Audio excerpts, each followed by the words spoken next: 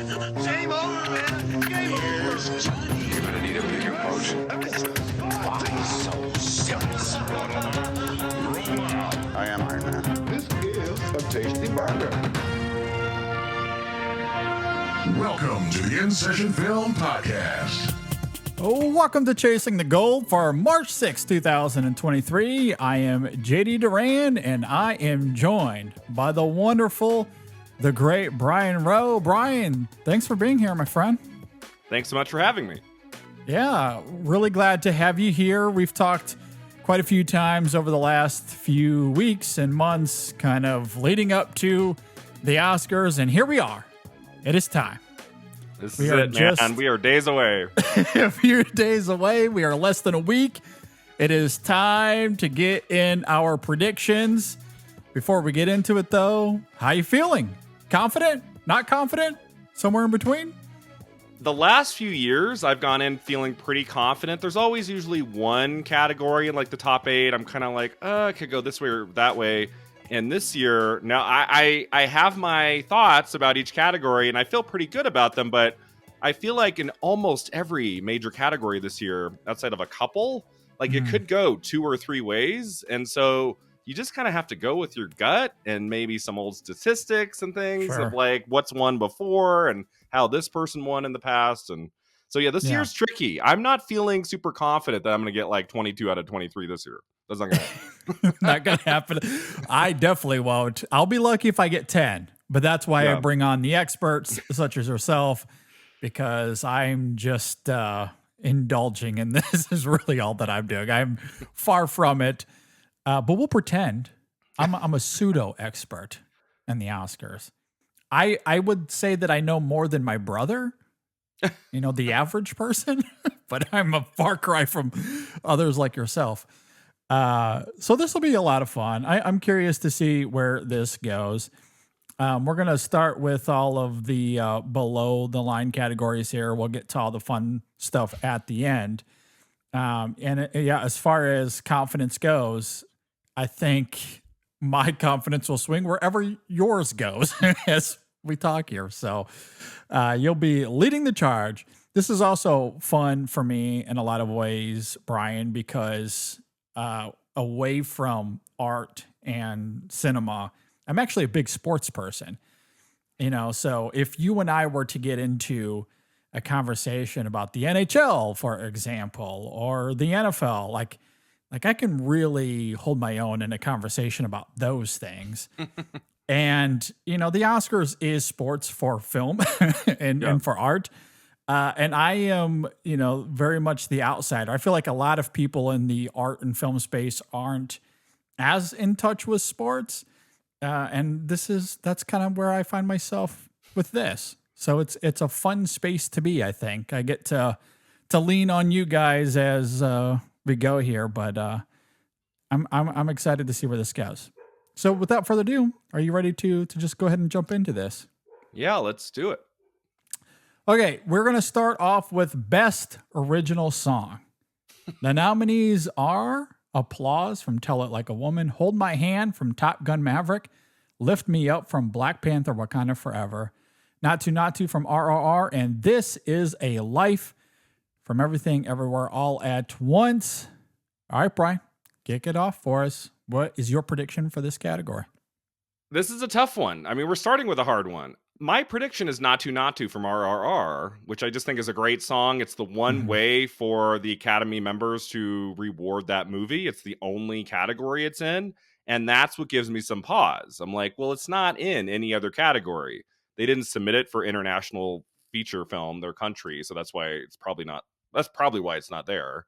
And then it didn't get into Best Picture. I mean, some people thought it might get into Best Picture and like maybe visual effects, and it didn't.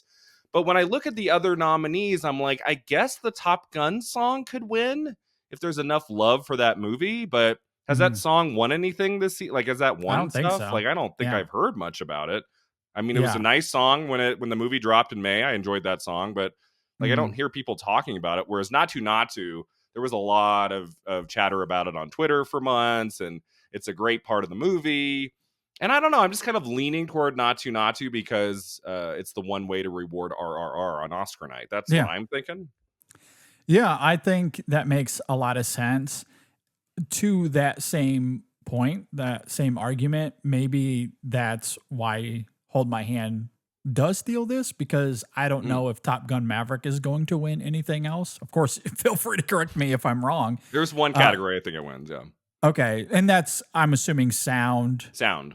Okay, so assuming that it does win sound, then yeah, I'm completely with you that Not To is going to win this. It is the horse leading this race. It has won all of the other award ceremonies that's had this category, as far as I know, anyway. Yeah, it won at Golden Globes, right? I think it won song at Golden Globe. And they announced that they are performing this at the Oscars. That's right. Mm-hmm. So I mean, come on. Like, I know they don't know who's going to win before they schedule these things, but wink, wink. I think it's going to win. Yeah. I don't think song has to be like, the winner of song doesn't have to be a Best Picture nominee. Like, I don't think that matters. Yeah. When you get to some of these technical categories, like, it doesn't have to be a Best Picture nominee. It can be a movie just with 1 or 2 nominations. I mean, if there's enough love for the song and for the movie, usually it can steal it. Yeah, absolutely. And, RRR was one of the biggest surprises of the year. It was a big hit. Everyone seems to love it. And this is really the only category it can win. It just makes sense that this is where they're going to. Wouldn't it be funny if Diane Warren won?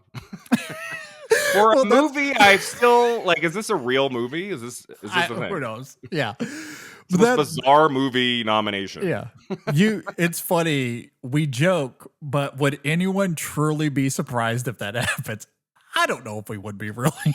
Well, it'd be very anticlimactic, because I think it's like her 14th nomination since the 80s, and then she just got an honorary Oscar a few months ago. Yeah. So for her to win that, and then to finally win a competitive Oscar for a movie nobody has seen or heard of, that'd be very strange. That would be strange. No, I agree. So you and I on the same page here. We're predicting Not To, yes? Mm-hmm. Okay. Yeah. All right. Let's move on to Best Original Score. The nominees are All Quiet on the Western Front, Babylon, The Banshees of Inisherin, Everything Everywhere All at Once, and John Williams for The Fabelmans. What do you got for this category, Brian? I have absolutely no idea. I feel like any one of these 5 could win. I feel like if there's one I could take off the table, I'm thinking maybe Banshees. I don't think that takes this. The argument for Fabelmans is that John Williams hasn't won an Oscar since '94 for Schindler's List. He's been nominated 22 times since '94. He has 53 nominations. He's only won 5 in 53. He's like, 91 years old? And I believe he announced, he hasn't announced he's retiring yet, but I think he said this is the last film I'm doing with Spielberg.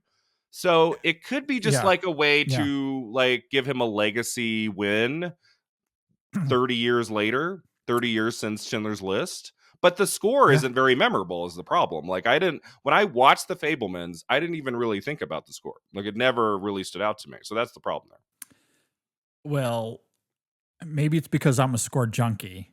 It is memorable to me. I love it.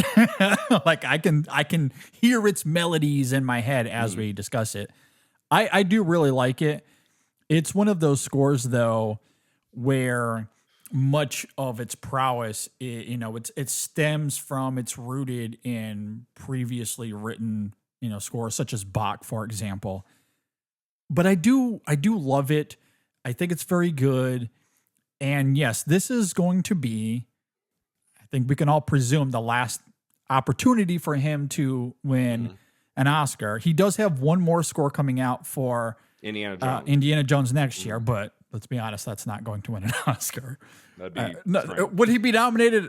Maybe, because probably. The Academy loves to do that. They can't not nominate him, but I don't think it's going to win. I think there's an argument to be made that the Oscar here isn't just pandering, but that it is very good. That said, I mean, I don't see a world in which Justin Hurwitz loses this. That's my pick. This has to be Babylon. I mean, that score is so vivacious. It is incredibly bombastic. It's a lot of fun. It is so in your face and in the best ways. I absolutely adore it. I love it. It's seems to be the front runner in this category. And it's really the only nomination here, right? It's the only opportunity for Babylon to win.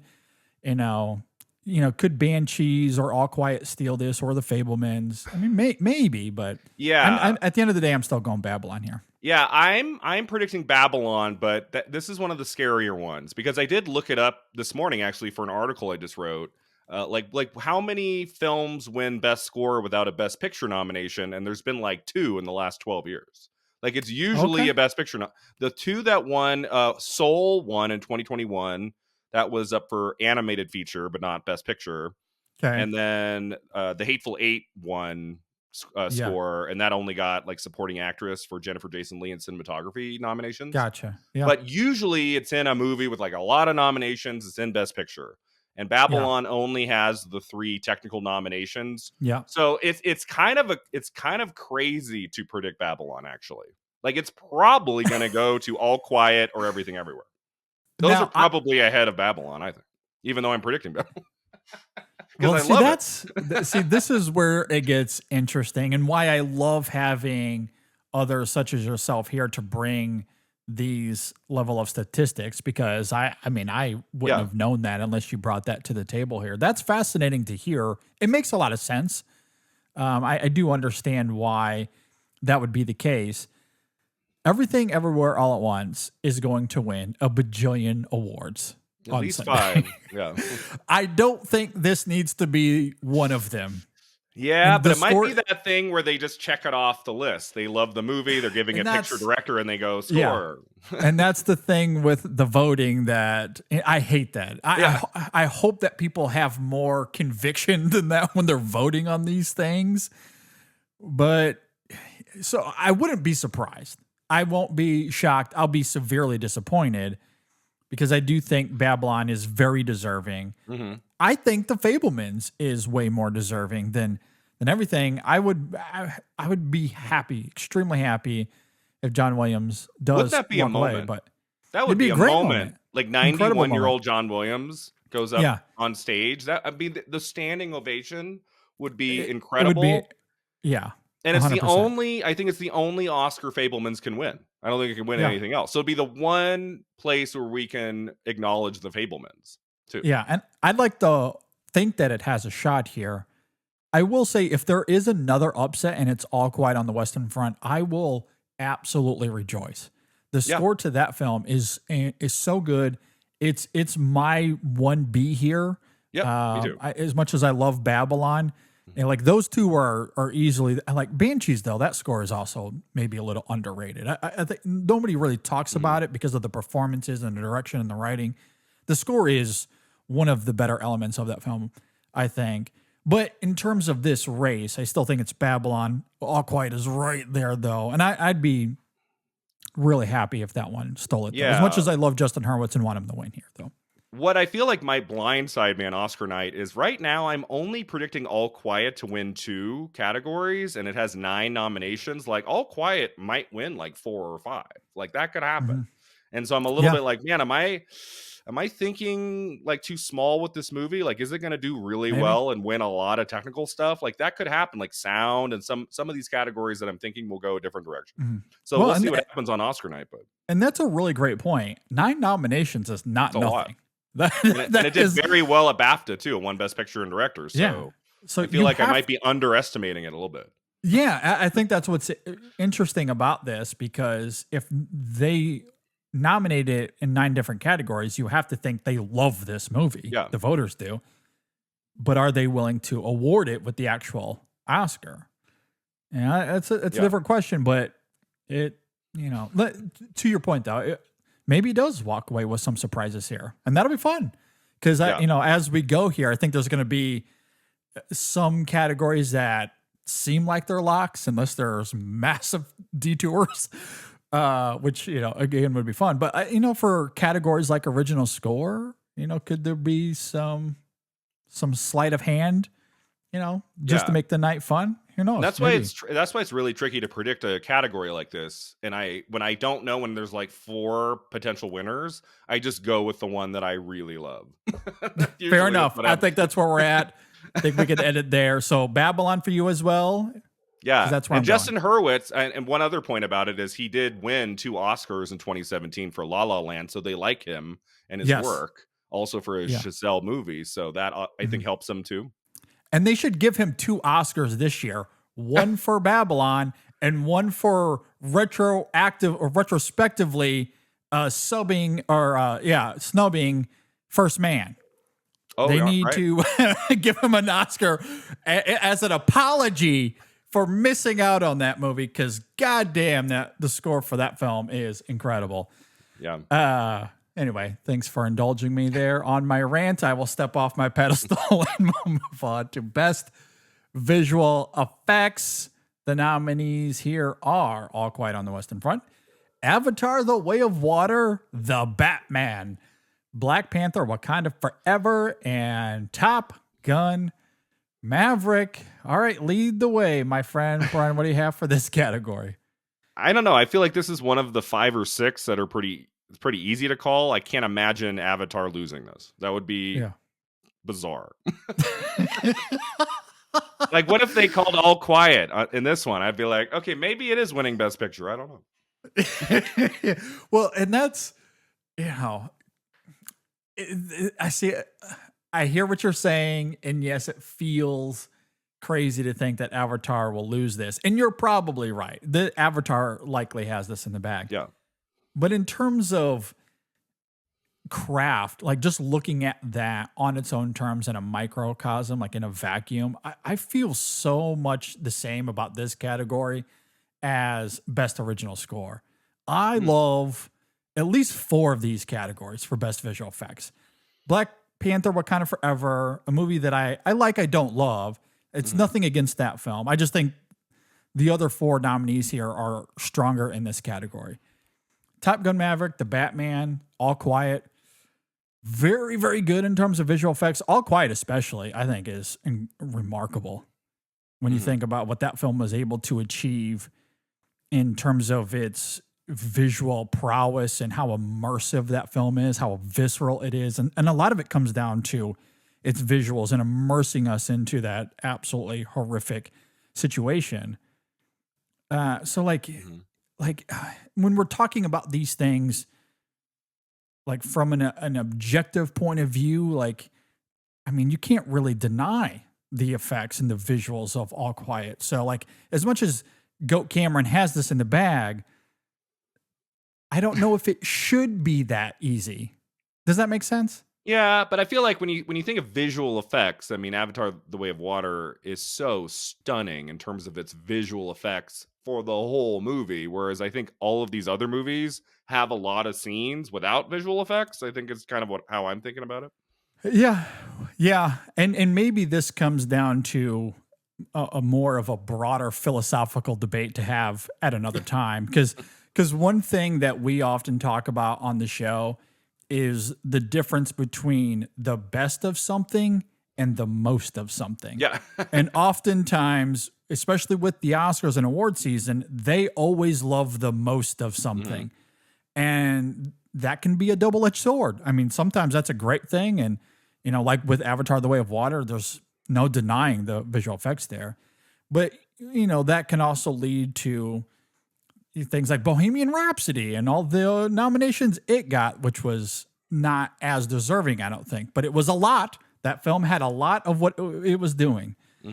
And so I think there should be, and again, this is a broad philosophical conversation as far as awarding, looking at, discussing, channeling the discourse to, what is the best of this category. And it doesn't often have to be the most. I mean, we could even have that conversation with Best Original Score, right? Because John Williams, what he brings to that film is not the most score. Yeah, subtle. That's Babylon. The score to that film is incessant. It never stops. Yeah. What John Williams brings to The Fabelmans is much more restrained and much more elegant. So I mean, that's perhaps, again, we can discuss that all we want, and it's going to be Avatar. Look, I'm just trying to have a conversation here. It's one of the very few categories that we can just be like, it's this. Like most of these, there's 2 or 3 that could win. Okay, so a lot of talk there, and a lot of me probably wasting time to say that Avatar: The Way. And I am predicting Avatar: The Way of Water, but I at least wanted to champion some of these other films because I do think the effects in the other nominees here, at least All Quiet, The Batman, and Top Gun Maverick, are incredible and very seamless and immersive. All right. I guess we can move on to Best Sound then. Best Sound. All right, here we got All Quiet on the Western Front, Avatar: The Way of Water, The Batman, Elvis, and Top Gun Maverick. Brian, what do you got for this category? I think this is the one category we give it to Top Gun Maverick. I will be very surprised if Top Gun Maverick goes away empty-handed. Like, I feel like the movie wins something. And I don't think visual effects is where we give it something. Sound makes sense to me. I think a lot of people are also leaning towards film editing, but we'll get to that category. I think sound is the one that makes the most sense to me. Although All Quiet on the Western Front could win sound. Like if Top Gun Maverick wasn't here, I would go with All Quiet hands down. So I do think All Quiet could win. And then in the past, a lot of movies nominated for Best Sound that have songs in them, like a lot of music songs, can win this. So Elvis isn't out of it either. But I do think it's down to All Quiet and Top Gun Maverick. And I just don't see them letting Top Gun Maverick walk away empty-handed. That's to win something, right? Yeah, and I think that's it. I think that's absolutely the argument here. Now, this is an interesting category for me in the sense that I'm a little bit on the other side of the spectrum to what I was just talking about with Best Visual Effects. Because if I was an Oscar voter, this one I don't have to think about. This is an easy one. This is 2 seconds of me looking at the title and simply checking the box, and that's All Quiet on the Western Front. Easily my winner in this category. But that said, Top Gun Maverick's got to win something. It saved Hollywood. It saved the theatrical distribution, so you have to award it something. And if it's not going to be visual effects, which is, again, understandable, Goat Cameron's going to win that category. So this will come down to Top Gun Maverick winning for Best Sound, which I don't have a problem with. It is a worthy winner, even if my personal pick would be All Quiet on the Western Front. Yeah. Yeah, All Quiet would be great. I mean, I think if All Quiet wasn't going to win anywhere else, if that were happening, then maybe it would be a bigger player here. But I just think, like, when people are voting for sound, I feel like they're going to remember all of those sequences, especially in the last hour of Top Gun Maverick, that is just spectacular sound design all the way through that just almost like blows you out of your seat. It's so great. So yeah, the spectacle is great. Look, when I talk about All Quiet, I'm not taking anything away from Top Gun Maverick. You're right. I mean, the spectacle of Top Gun Maverick is great. Sound is certainly a big part of it as well. I just can't escape the visceral nature of, like, All Quiet on the Western Front is one of the most visceral experiences I've had in a long time. And a lot of it comes down to the sound design of that film and the score and how those two things complement each other.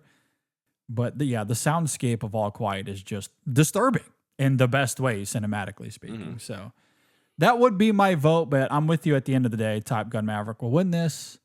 And yeah, I have no problem with that. Yeah. All right. Best production design. So All Quiet on the Western Front once again. Avatar: The Way of Water, Babylon, Elvis, and The Fabelmans. Brian, what do you got here? So I think this one comes down to Babylon versus Elvis. I think one of those two wins this. All Quiet could maybe be a spoiler, but I think I'm leaning toward Babylon just because I feel like that production design really stands out. That mansion party in the first hour is like spectacular production design. Yeah. But then here we are again. I'm like, so I mean, that's what my article this morning. I'm like, can Babylon win 2 when it's only in 3 technical categories? What I'm really struggling with when I'm predicting here, spoiler alert, I'm not predicting Elvis to win anything. And I think Elvis is going to win at least 1 or 2. I just don't know which categories I'm wrong. That's funny. Like, maybe I should be predicting Elvis for production design. But when I think about the two, they're very neck and neck for me. I just love the look of a lot of these sets and things and Babylon. Yeah. Now, I looked earlier today, like, do you need a Best Picture nomination to win in production design? And I think the last movie to win production design without a Best Picture nomination was The Great Gatsby 9 years ago. So it's And guess very who hard. directed that movie? Baz Luhrmann. And I went, oh shit. Now Yeah. I'm like, maybe, but I've made predictions in the last 10 days, and I'm really big on like, once I make my final prediction, I don't like start changing it. Like a lot of people, I Yeah, think sure. like Sunday morning, they're like, I'm going to change 7. I usually just kind of go with my gut, and then I just stick with it. And if I'm wrong, I'm wrong. If I'm like on Sunday morning, like, well, wait, I'm going to predict Elvis now in 4 categories, and then I get most of those wrong, then I just like, I'd rather just stick with my initial kind of gut feeling about some of these things. Okay. I do feel like the category Babylon has a better chance in winning might be score, and production design I'm a little more iffy about. When I looked at the statistics earlier, the movie before that won without a picture nomination was Alice in Wonderland in 2011. Okay. So I'm like, okay, well, they gave that production design. I mean, like, yeah, I don't just kind of, Yeah. but when you think like 2015 to last year, it's always gone to a picture nominee. And the last one that didn't get it from a picture nominee was a Baz Luhrmann movie. I'm like, oh, maybe that's a sign, Brian, that this is going to Elvis. So Elvis probably will win, I guess, but I would rather Babylon win this one. I love the production design of that movie. So it sounds like your head and your heart here are really conflicted. My head is saying it's probably Elvis, but I'm going to go with Babylon anyway, because I'm not a huge Elvis fan is part of it. Like I liked it, and I haven't thought about it since June, and I'm just like, well, how is this movie doing so well? That was part of it. And so I think Babylon's a much better movie, but it's also Elvis is better liked by most people over Babylon. Babylon flopped at the box office, and a lot of people didn't like it. So it's probably going to be Elvis, but I'm going with Babylon. Sorry. I love that. And in a lot of ways I'm with you. Babylon, if I was a voter, Babylon would likely be my vote here. I mean, it's hard to deny the set design of that film and the scale of it. I mean, for a film that takes place in Hollywood, I mean, it's incredible like what they're able to do with an orgy party sequence in a mansion. It feels like it's 6 different worlds all at once. So immersive. It is. It's incredible. Or you think about the sequence where you have the 3 different movies kind of all taking place at once. Like the entire production design and all of that is fantastic. I think there's an argument to be made with All Quiet once again because of the dirty, rugged look of that film, and again how immersive it is. I think they do a great job. But I don't know, like maybe this is just gut instinct. And also I think you sort of talked me into it. Like, I think I will predict Elvis to win this. Yeah. For the reasons you talked about. It's, people like the Academy seems to love this film for whatever reasons. I liked it. Okay. I didn't hate the movie like many did, but yeah, I was kind of in the middle. I didn't hate it. I just I'm kind of in the middle. It's certainly fine. I guess if anything, like its production design is well done for the most part. Especially a lot of the Las Vegas stuff at the end is very good. Yeah. And Babylon is one of those divisive movies that I could just see a lot of people not wanting to give it any sort of attention at all. Yeah. So they're just going to throw their vote at the Best Picture nominee and Elvis for this one. Yeah. So and the other thing is that Elvis is in a lot more categories, including picture, including Best Actor. So I feel like more Academy members will watch Elvis. Yes. Whereas Babylon's only in 3 technical, so there might be some voters who just don't get around to it, or maybe watch part of it and they're not as into it. Like, so that could also be an issue too. Yeah, and they've heard about the divisiveness and just avoid it altogether, sadly. So yeah, it's kind of a weird thing to just kind of be in my head thinking like it's probably going to be Elvis, but I'm going to go with Babylon. Okay. Yeah, that's very, very fair. I do understand that. So, all right, let's move on to Best Makeup and Hairstyling. The nominees are All Quiet on the Western Front, The Batman, Black Panther, Wakanda Forever, Elvis, and The Whale making an appearance here. Brian, what do you got for this category? So last week I posted a video on my YouTube channel predicting the below the line categories, and this was the category I got the most flack for because I'm predicting The Whale, and Oh, boy. everybody said that's not happening. Elvis is winning in this category at a lot of the precursors. Like Elvis is taking this, is what everyone's saying. So I think I guess Elvis is going to win, but I'm still going to predict The Whale.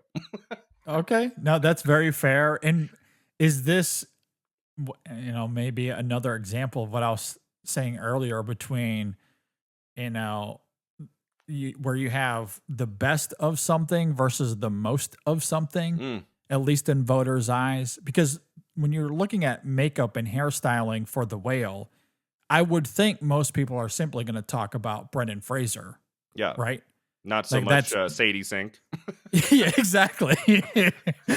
Yeah, she looks like a perfectly good, normal teenager in that film. Yeah. Where Elvis has so much more going on to it. Now, there's the Tom Hanks element, which is a little more obvious, I guess, but there's everything with the Elvis character and really all of the characters, right? Because it's a period piece, so they have to kind of tailor to that. So there's certainly a lot more going on in something like Elvis. I don't know if I see any of these other nominees, kind of leading the charge here in this category. Although, again, I will make the argument for All Quiet on the Western Front because it's one of the best films of the year. But yeah, I think I'm going to predict Elvis here because I just think there's a lot of love within the Academy for this film. Would I be surprised if you're right and it is The Whale? No. And then you'll be able to turn around against all those people and go, look. Yeah. I was right. Yeah. No, I part of me thinks that reading those comments and looking back, it's like, yeah, maybe like the one category Elvis is kind of guaranteed might be this one. They might be right.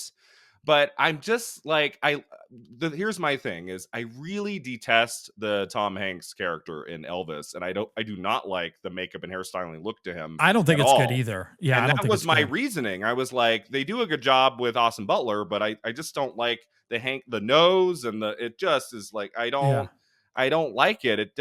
It feels very strange to me. And I don't see like why that should be an Oscar winning, makeup and hairstyling. It just, that doesn't, whereas I feel like in The Whale, like that movie is so serious and so like such a quiet drama. That movie lives or dies by the makeup and prosthetic makeup mostly job they do on Brendan Fraser. If that looked like the makeup prosthetic job for Tom Hanks, like the Whale just completely fails. Like it needed to look very real when he moves around his apartment. And I never flinched. Like I thought the makeup job on Brendan Fraser is really well done in that movie. Yeah, so I feel like completely a lot agree. of people. I feel like some people will vote for it. I don't think it's like a third place title here. Yeah. I think it'll be close. Yeah, I completely agree. I think there's a lot of credence to what you're saying there. And while The Whale is another one of those divisive movies, I feel like most of the conversation is around the screenplay and the meanness of that film and how people find it appalling. And I do think there's genuine criticisms to be had at the film in that regard. But I don't think, I at least I haven't read too much on the makeup and hairstyling as being one of the major reasons the film falters, because I don't think that's the case. I agree with you. The makeup and the suit and everything that goes into making that character what it is very believable. There's an authenticity to that. And Brendan Fraser has talked about how they put a lot of thought into it regarding gravity and how the body works in that way. Whereas Tom Hanks and Elvis, it looks completely manufactured. Yeah, it's goofy. It doesn't look right. Yeah, phony. Yeah, I agree. I do think there's a lot to Elvis that is very good aside from that. Yeah. Though, especially with the Elvis character, but that is to say, I understand wholeheartedly where you're coming from there. I'm only predicting Elvis because I think that's what the Academy loves. Yeah. I think they love that movie, so that's where they're going to go. Yeah, I think I'm just going with my heart too much this time, and it's going to bite me in the ass on Sunday. Fair enough. What would your personal vote be of these five if you had a vote? I mean, I'd lean towards The Whale, but I really love the makeup and hairstyling in Black Panther: Wakanda Forever. I think that would be a Gotcha. good one too. Okay. Personally, again, my vote would go to All Quiet. Really that interesting. Yeah, again, I just go back to how immersive that film is. Mm. And as the moral of it becomes all the more murky and muddy, the characters literally become all the more murky and muddy, aesthetically speaking. And they do such a great job okay. of embodying that with the characters, whether it be on the boots or on their clothes. And the film, like within the cinematography, emphasizes that.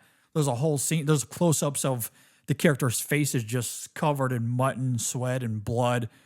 That I think is incredible. That just kind of heightens a lot of what that film is going for thematically. So it's not conventional when you think about the Oscars and that category, but I think there's actually a lot more going on there than. Watch All Quiet just clean house, man. It wins sound, it wins makeup and hairstyling, and I'm over here going, oh my God.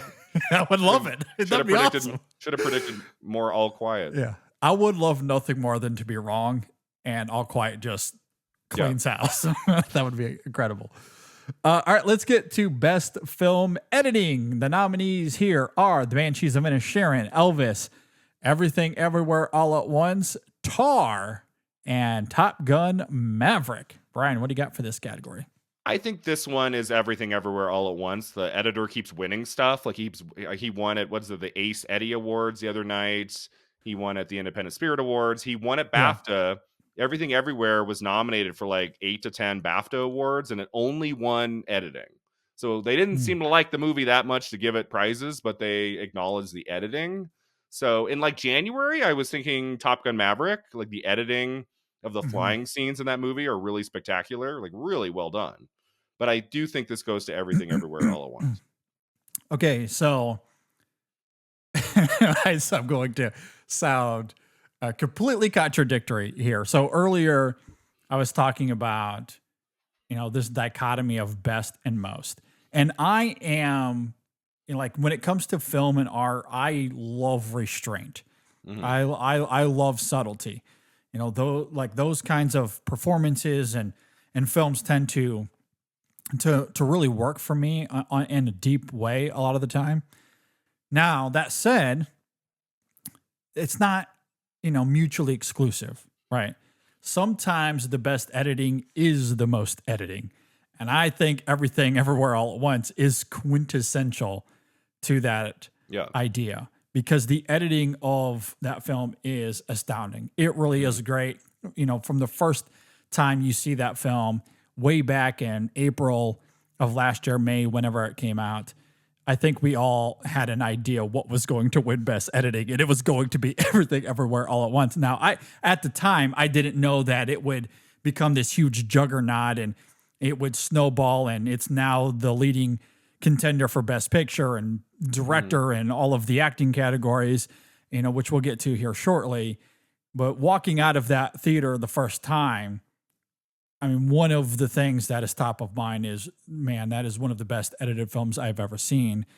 And it is the most editing. It is the most editing I've maybe ever seen in a film. But it is so good. And it's done with incredible precision. And it's astounding how incisive it is, despite the fact that we are jumping from one timeline to the next constantly, right? I mean, and sometimes often very rapidly, where we're jumping from, the Rock, universe to the Fingers one, back to, the Office version of these characters.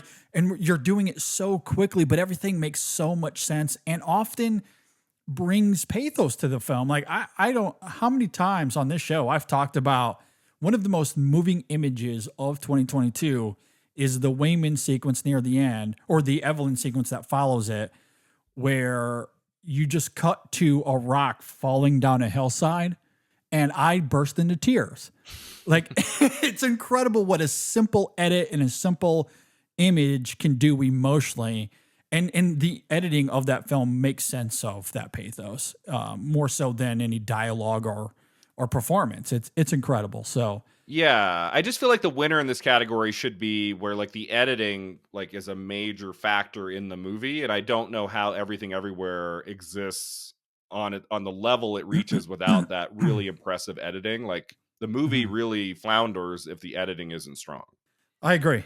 I agree. And so much of the storytelling is reliant on editing. The Yeah. performances are key to that as well, which is probably why they're all nominated as well. And the directing. I'm not surprised to see that it is being nominated and sweeping so many of these awards because they are all working so congruently with one another.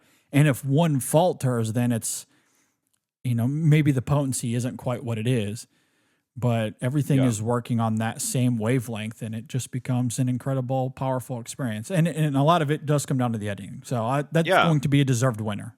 I also think it's interesting in that that like, the top two contenders for this prize, Top Gun Maverick and Everything Everywhere, like they both shot before the pandemic, and they Yeah. had like years to Yeah. edit the movie. Like they had like if Everything Everywhere, they shot Everything Everywhere in January, February of 2020. If they had like a release date of September of 2020, maybe the editing wouldn't be as good. I think they had It's a a great point. long Yeah. time to work with the footage and try things like throughout Really perfect 2020 it. and Yeah. 21. I think that helped too. That's a really great point. Absolutely. Looking forward to that film winning that category. All right, let's get to Best Costume Design. The nominees are Babylon, Black Panther Wakanda Forever, Elvis, Everything Everywhere All at Once, and Mrs. Harris Goes to Paris. All right, Brian, what do you got for this one? Wouldn't that be a fun win? So It would be a one. Yeah. I think I might be wrong on this one too. But I am just dazzled by the costume design in Black Panther Wakanda Forever. Okay, nice. I feel like that movie deserves to win something. What gives me a little bit of pause there is that, of course, it's not in Best Picture. And Ruth Carter won for the costume design of Black Panther in 2019. And part of me is like, well, are they just going to give it to the same person for the same world 4 years later? Like, maybe not. But I Yeah, felt makes like she sense. outdid herself in the sequel. Like, for me, I was kind of like 7 out of 10 on Black Panther Wakanda Forever. But the thing I loved the most while watching it was really the costumes of all the characters. And there's so many outlandish, like, costume design choices throughout that really help kind of single out who each character is. And that would be that's what I would pick. Now I'm kind of like, this might go to every. I don't think Babylon gets this one. I think this is the one where Babylon doesn't win. But Okay. like that would Yeah. be if Babylon won all three of its nominations. That would be pretty. Could you crazy. imagine? But again, this could go to Elvis. I think Everything Everywhere All at Once could maybe take it. It won something recently in costume design in the last week or two. I read it like won a costume design award. Okay. And I don't know if Black Panther Wakanda Forever. I think that's what it was. It won, Everything Everywhere won a costume design prize for like fantasy comedy category or something over Black Panther Wakanda Forever. And so Okay. I'm like, is this going to get swept up in, Everything Everywhere, taken picture and director? Like, I Yeah. do think Everything Everywhere wins one, maybe two technical categories if it's going to get picture and director. So this might be one where they check it off the list. And it does Yeah. have great costumes in it. I mean, some of Stephanie's shoes moments, like some of the Seriously, costumes yeah. are great. So Yeah. it wouldn't be my choice though. Like, I don't think it's worthy of a win, but I would love Babylon to win, although I don't think it has a shot here. My choice would be Black Panther Wakanda Forever, and that's what I'm predicting, and I'm gonna stick to it. Okay. Yeah, I think that's a fair argument there, and we'll see if the redundancy factor is at play when it comes to the actual voting. When it comes to my prediction here, I'm going to sound like a broken record, but I'm going with Elvis for the same reasons we've talked about with the other categories. I just think the Academy loves this film, and they're going to award it where they can. Especially because there's an argument to be made that Austin Butler does not take actor. We'll get to that in a little bit. But if he doesn't win, I think they're going to want to award it in other areas. And when you're talking about some of these below the line categories and the text of it, I just kind of foresee it kind of taking a lot of these. Whether it's deserved or not is a different conversation. But at the end of the day, I think Elvis. I'm predicting Elvis to win. What do I want to win here? Probably Babylon of these five, or Everything Everywhere All at Once. And I'm a little bit torn on that because Everything Everywhere All at Once. You're right. The costume design of the film is great, especially with Stephanie Sue and everything that involves her in the film. At the same time, though, it's going to win so many other categories that I'm okay if this is one of them that loses and we can award something different, such as Black Panther or Babylon. I think that would be a lot of fun. Or even Mrs. Harris Goes to Paris. Let's throw a curveball out there. I mean, let's really get weird. I think it's hard. What Cruella last year, didn't it only have 2 nominations? Like, it didn't have very many, and that won costume design last year. So you never know with a category like this. That would be pretty wild if they opened the envelope and said Mrs. Harris Goes to Paris and be like, okay. Yeah, I don't think anyone is expecting that per se. Like I said, that would be a curveball. But it would be fun. But I hate to be mundane with this pick, but I'm going with Elvis. I mean, I don't know if I'm supposed to come on here and just be like, just totally like 100%. Oh, this is winning this. This is winning that. I'm just being honest by saying I love that. I love that. I'm not like, some years I feel pretty good. Like, some years I go into it, I'm like, I'm feeling pretty good. I'm going to get 19 or 20 out of 23 here. I feel good. This year, I'm a little bit like, I'm going a little bit more with my heart than I should, and I recognize that. Because you've said Elvis, or so far you've predicted it for 3, right? Yes. So you predicted 3 Elvis. I have 0. I feel like it can't possibly. I feel like it's much more likely to go your way than mine. But I love that. Like, and it's funny because I'm Elvis is winning something. Yeah, I usually wear my emotions on my sleeve. Yeah, and I think that's why I'm trying to parcel through what I'm predicting versus what I would vote for or what I want to win, because those are obviously 2 different things. And I love though that even when it comes to the predictions, you're still like, screw it, I'm going with my heart anyway. Like I love that. Like those that kind of honesty is what I enjoy. Okay, when they announce Elvis's costume design, I'll go, okay, yeah. But if like they somehow say Black Panther, I'll be like, yeah. I'll be like, it'd be more exciting. But, no, that's a great way to approach it. No, but some years, I mean, remember last year, didn't Dune just win like everything in technical? It just kept winning. Like, it won like 5 or 6. It was just like Dune. And that's what I just, on my ballot, I was like, Dune. And then it won everything. And so it's easier that way. But then you get to a year like this where, well, we got a lot of contenders here, a lot of films that could win this or that, and it's like you just kind of gotta go with your gut sometimes. That's what I'm doing, and it's probably wrong. I love that. And again, like, I'm predicting Elvis in these categories, but if they lose and it becomes something else, I'll be excited for that. Like, because there's other nominees here I much prefer. So we'll see how it plays out. I'm hoping one of those 3 that you predicted Elvis, one of those goes my way. So I can be like, yes. Yeah. And we'll say, and you might be right. It'll be fun to listen to this in retrospect. All right, let's talk about best cinematography. And this is a category that I do not understand, but here are the nominees. All Quiet on the Western Front, Bardo, Elvis, there it is again, Empire of Light, and Tar. All right, Brian, what do you got? So this category is a little tricky for me because I interviewed one Oscar nominee on my YouTube channel this season. Yeah, that was very good. I interviewed Florian Hoffmeister, cinematographer of Tar. I think the look of that movie is really, really striking. I think part of the reason I love it is just kind of the sleekness of that movie, and every shot is so clearly, not stylized, but like really thought through, and you really kind of get immersed in Lydia Tarr's world in that movie. So that would be my pick here. Although I'm predicting All Quiet wins cinematography. I don't know how you don't award All Quiet here. It is a visually sumptuous, striking movie. Like, it's a visual feast the whole time. Whether it's a quiet scene indoors or you have all of the war scenes outside, the battle scenes. Like, I think All Quiet wins cinematography. Yeah, and I mentioned that this is a category I don't understand. 3 of these nominees. What are you doing? Yeah. All Quiet, though, and Tar. Those 2 are well deserved. Yeah. Absolutely love those nominees being here. The other 3, and Bardo, I can at least appreciate and respect. I do think the cinematography there is actually very good. I don't love the film on the whole. It wouldn't have cracked a top 5 for me, but it is one that I can at least admire because I do think the cinematography to that film is genuinely very good. Elvis and Empire of Light, I don't know what's happening there. That is baffling to me.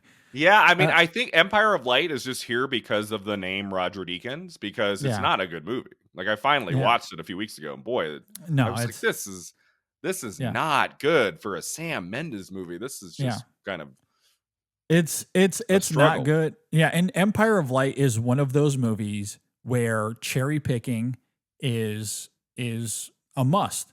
I feel like, because you can pick out like 3 or 4 images, throw those on Twitter, and go, look at this.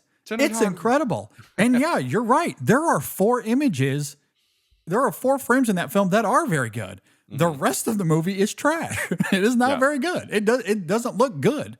It is not a visually lush film at all. It's one of Deakins' worst efforts, I think. Now, it's not bad. Don't get me wrong. I'm not saying it's bad. It does not belong in this conversation. It is a visually tepid movie. Yeah, I don't think Deakins did anything wrong. I think the movie looks great. It just the story doesn't work, and that's the problem. That too. That too. Now, now Elvis isn't out of it. Elvis won a major cinematography prize in the last week. I can't remember, was it ASC or something? It surprised a few nights ago. It took a big cinematography prize, and it would be the first time we reward a woman in best cinematography for Elvis. Okay, so that would be cool. So Elvis isn't out of it either. Yeah, now I would absolutely respect and appreciate that element of it. I don't think Elvis should be here though in terms of cinematography. It's not one of my favorites. But that said, Top Gun Maverick should be here. Yes, I completely agree. That's crazy that Top Gun Maverick's not in this category. It's bizarre. I don't understand. I don't understand that either. I will say though, a lot of the punditry I've seen is talking about Tar and All Quiet as the 2 leading contenders here. So that does give me hope that despite the nomination process and how we got to this point, that at the end of it, we're going to get, hopefully anyway, fingers crossed, we're going to get a genuinely fantastic winner, whether it be All Quiet or Tar. I love Tar, love the cinematography to that film. I think you make a lot of great points. If it wins, I'll be more than thrilled.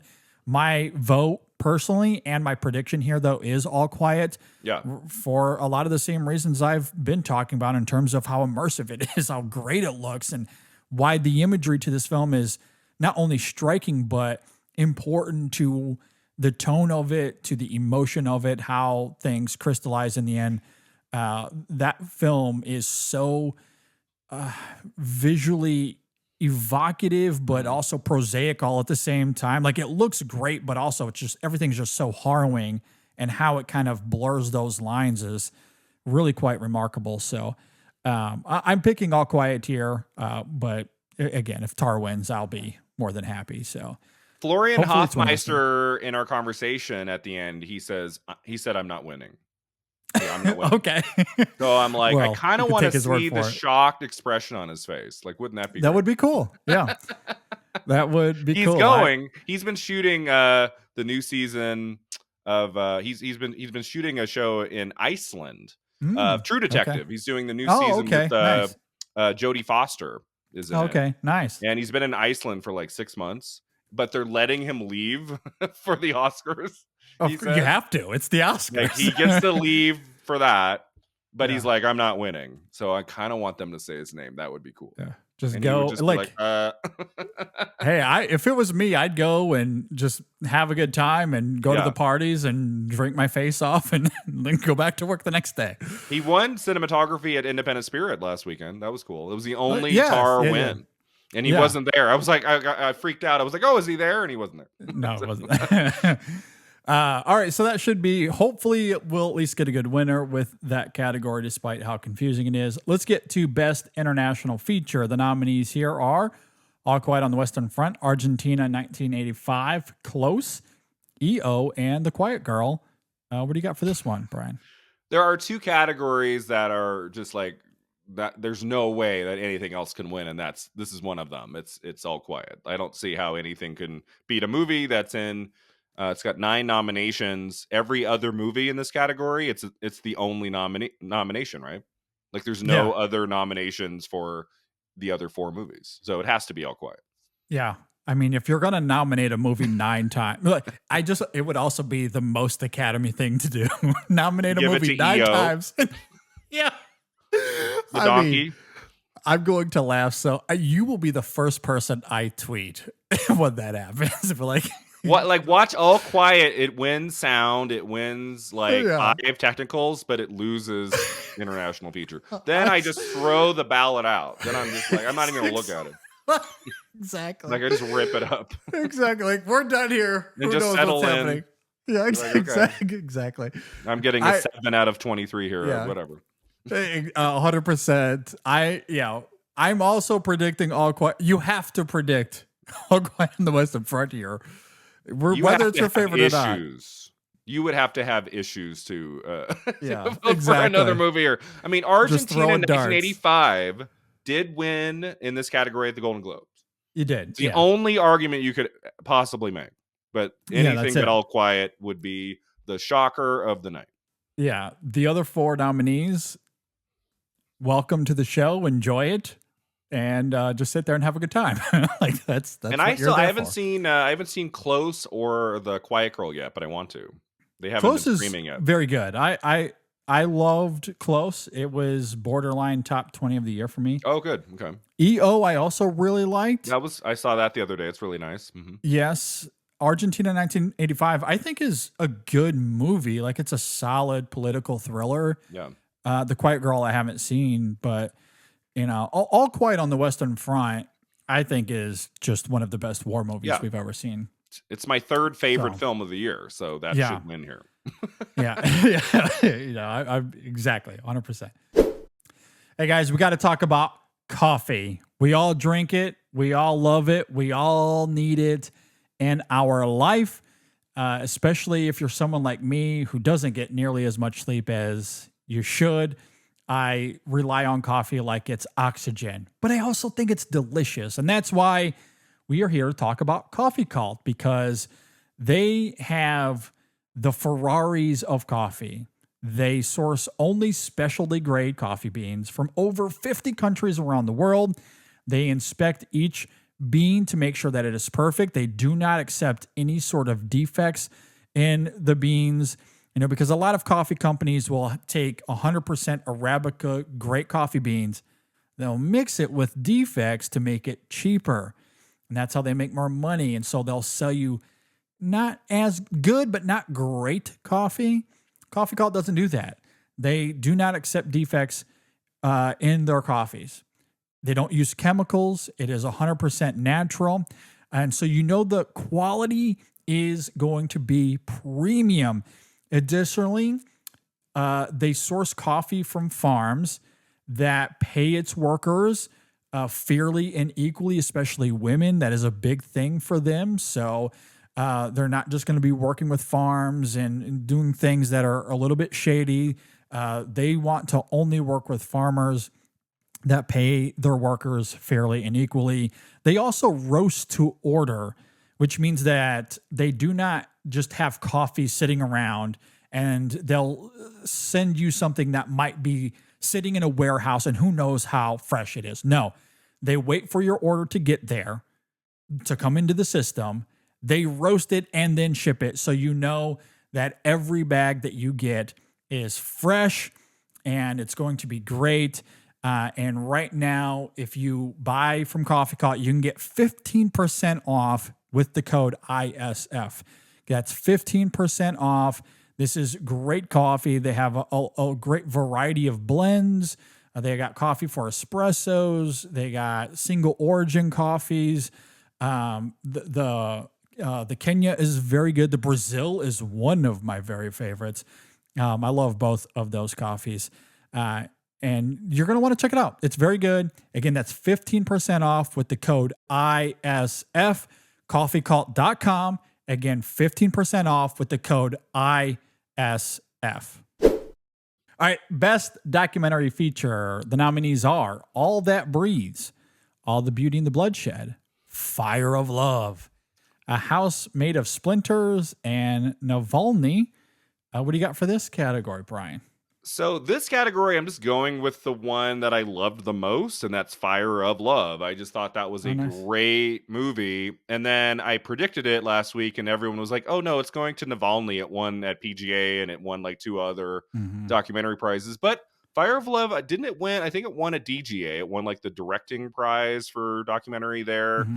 And then I think it won something else in the last few days, like one other.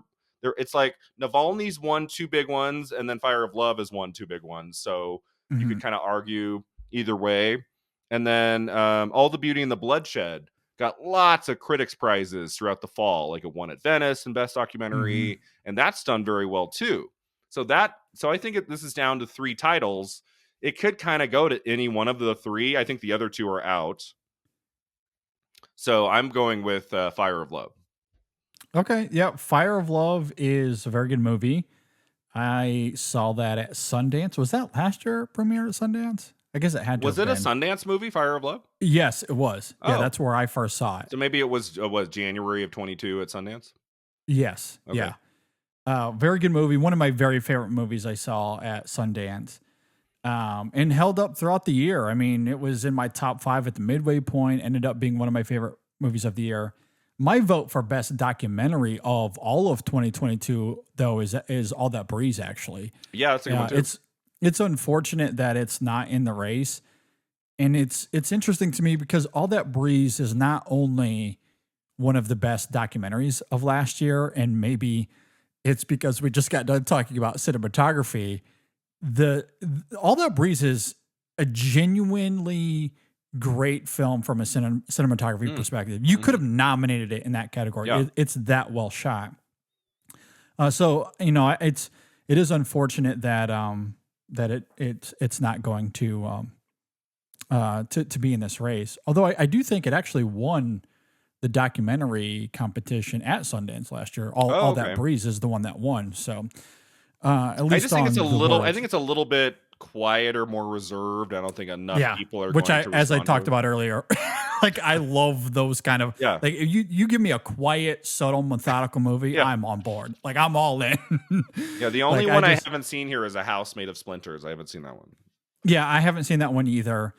But because of that style and approach, I can see why All That Breeze is not going to be for everybody, and why you'll vote for something like Navalny, which is much more conventional in style, which is why it's one of my least, like of the 4 that I've seen listed here, it's my least favorite. Now it is good, but it's just very formulaic in terms of structure and style. Right. Now the content is remarkable. Yeah. It is incredible what they were able to capture given the political tension at the center of the film. And you have a figure so prominent in Russia willing to get on camera the way he does here and to be as vulnerable as he is. The content, undeniable. I just think from a filmmaking craft perspective, it's lukewarm comparatively to these other 3 that are doing so much more in terms of ambition. So I don't know. With that said, it's hard for me to say like how the Academy is going to vote because Navalny is easily the most attainable of the 5, or at least of the 4 that I've seen. I haven't seen House of Splinters, but I feel like the smart choice here might be Navalny because it won at PGA, and it seems to be the one that I feel like a lot of Academy members really go for it. It's very immediate, in your face. It tells a very topical, important story of recent years. So that kind of makes sense to me. I love a good documentary love story, and I thought Fire of Love it swept me away. I thought it did a good job into showcasing a tragedy, but not having it be like super dour and depressing. Like it was still uplifting at the end, and I felt like it was an important story to tell, and they did it really well. So that's the one I just like the most. So that's the one I'm voting for. Yeah, no, that's very fair. This is another heart and head category for me as well. I mean, my heart leans with Fire of Love, at least. If All That Breeze isn't in contention, but Fire of Love is, then that my heart is there, and that's the one I hope wins. Yeah. but my head is telling me to go with Navalny. Okay. So that's going to be my prediction, even though I hope that Fire of Love breaks through there. We shall see on that category. All right, let's get to Best Animated Feature. The nominees are Guillermo del Toro's Pinocchio, and that's all that matters. Moving on to... Basically, there's nothing to talk about in this category. I mean, like, I guess Puss in Boots might have like a 0.1% chance, but it's going to be Pinocchio. It's going to be Pinocchio. It's won everything. Puss in Boots was one of the better surprises of last year. I don't think anyone anticipated that film being as good as it is. It is very good. Marcella's Show with Shoes On, I think, is also quite great. Very good. Turning Red's really good. Yeah, that's like a 1B for me. I don't think that film is really that far behind Pinocchio for me. The Sea Beast I thought was nice. Was a nice surprise as well. Turning Red, I liked. So I do like these nominees, but when we're talking about predictions here, there's only one film to talk about. I wonder if Turning Red had come out in like December in theaters, like maybe that would have been a different story. But it came out way back in early March. I think didn't it just drop on Disney Plus? Yes. So like early in the year. It was very very early in 2022.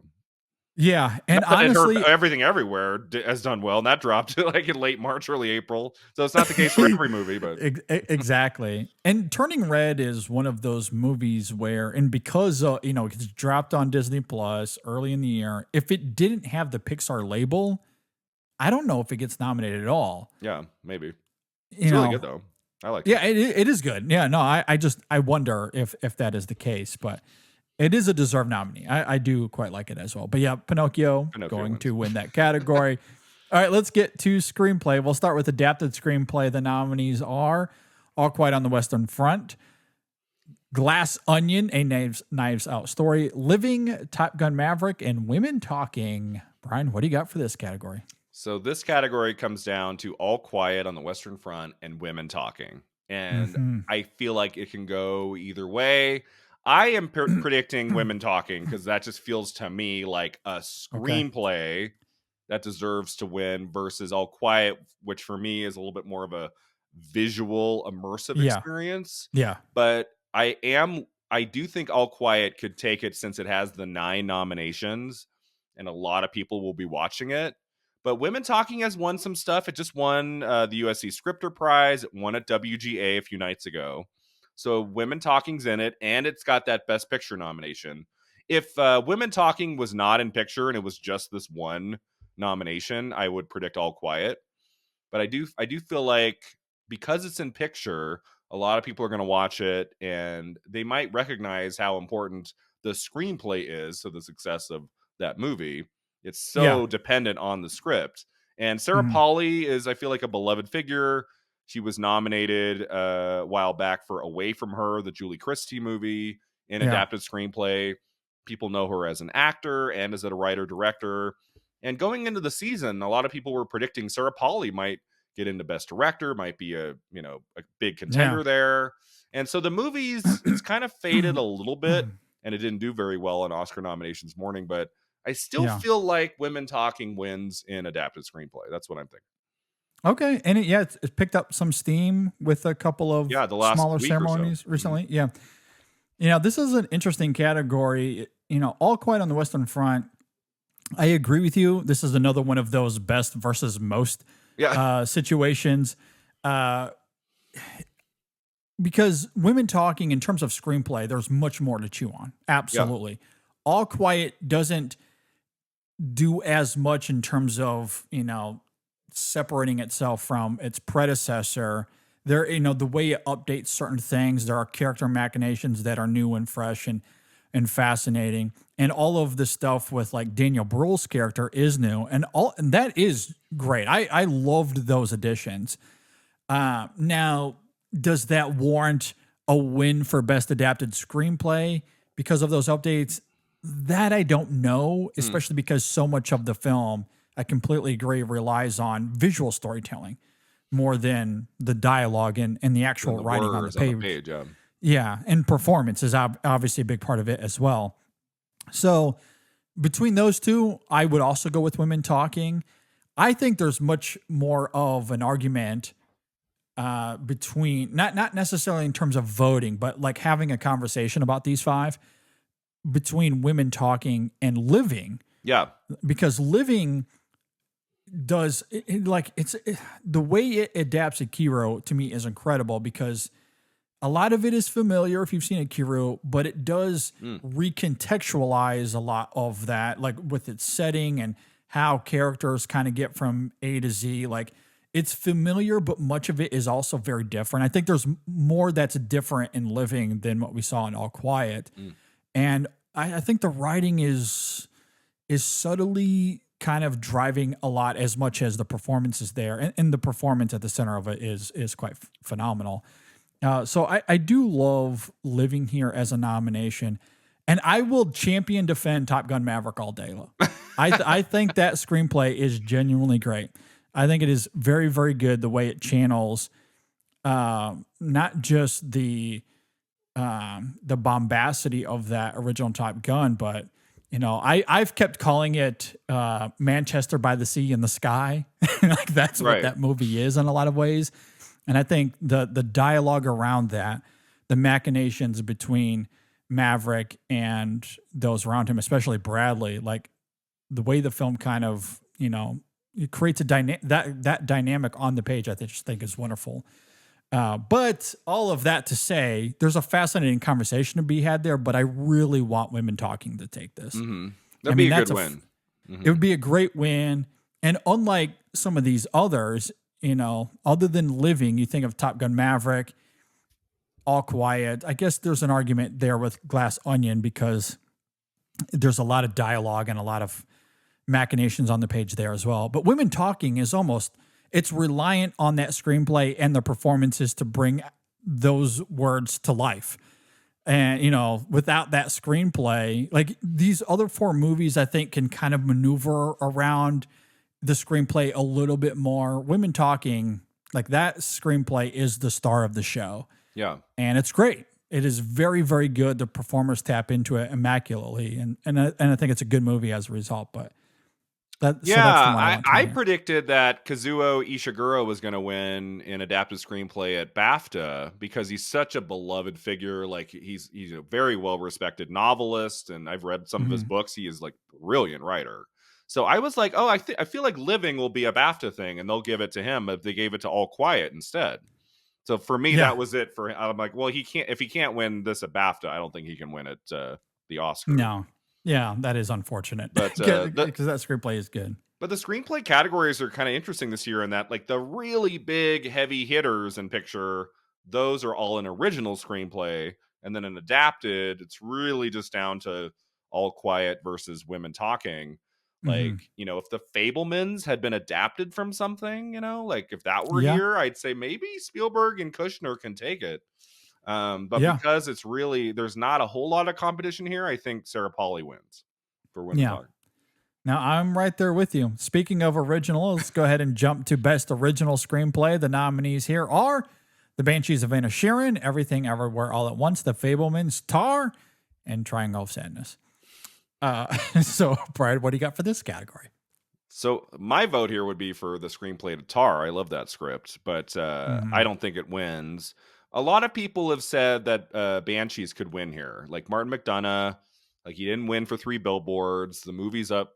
Banshees is up for picture and director, and may or may not win supporting actress, as we'll get to. Like, is Banshees going to win something? Like some people have said, we give Banshees original screenplay, but then Everything Everywhere gets like director picture. But it just feels strange to me, like to give Everything Everywhere picture and director, but then we give its original screenplay to something else when the reason Everything Everywhere is so great is its originality. Like that's why that movie is so great. So I'm predicting Everything Everywhere All at Once here. I think that's going to win. Yeah, I think that's very fair. This is a tough category for me personally just to consider because The Banshees of Inisherin, Everything Everywhere All at Once, The Fabelmans, and Tar are all in my top 5. Yep, they're all great. All of them are in my personal top 5. The only film missing here that should have this 5th slot instead of Triangle of Sadness should be Charlotte Wells for After Sun. Oh, yeah. That should be the 5th nominee here. And then my top 5 would make up best original screenplay, like my personal top 5. Oh, I mean, yeah, that's cool. how strong of a category it is for original this year. To your point, I think those top 4, Banshees, Everything, Fabelmans, and Tar, for me, it's more or less a coin flip. I think the screenplays for all of them are immaculate, really, really good. As far as, man, this is like, it's kind of like throwing darts at your favorites. Yeah. Like, I guess my personal vote would have to go to Tar because of the complexities at the core of that film. And the writing is just so sharp and biting. But I really do love the emotion and just the wild audacity of something like Everything Everywhere All at Once. That, like, it's kind of a tug of war between those two for me. And honestly, like, I love them equally. Like, it's not rivals. Like, whichever one wins, I'm going to be thrilled. If Banshee somehow steals this and they're like, this is the one we're going to award, we're going to give Martin McDonagh this, which I don't think is going to happen because they'll probably get an acting. Maybe they'll get an acting. Who knows? Or if none of the actors win, this is how they award Banshees. Who knows? I'm just throwing out theories there, or same thing with Fabelmans. Maybe this is the one where they give it to the Fabelmans. At the end of the day, I think this goes to Everything Everywhere All at Once because it's going to sweep all of these top awards probably. But if Tar wins, consider me thrilled. Yeah, I mean, what we have to remember is that usually there's at least 1 or 2 movies every year that gets 5+ nominations that do go home empty-handed. That happens all the time. Yeah, So don't think to time. yourself, each of the Best Picture nominees has to win somewhere. That's not going to happen. Like usually, especially when you got 10 of them. Usually there's a couple. I mean, the one that always comes to mind is I remember when American Hustle just overperformed. It got like 10 nominations and then it went home with nothing. Yeah. So, like, it's a good point all the time. Yeah. Color Purple in 85, 86. Color Purple got 11 and went home empty-handed. It happens.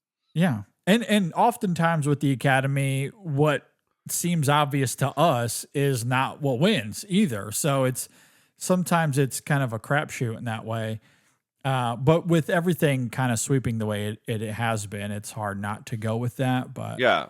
Banshees could take this, though. It wouldn't surprise me. I think a lot of people, including myself, will predict Everything Everywhere All at Once. That seems like the smart choice here, but Banshees could happen. Like, don't think that won't. Like, that could happen here, too.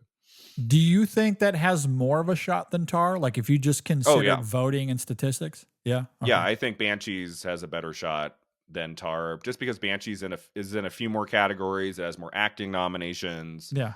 And feel like Academy members might like Banshees more than they like Tar as a whole. I don't know.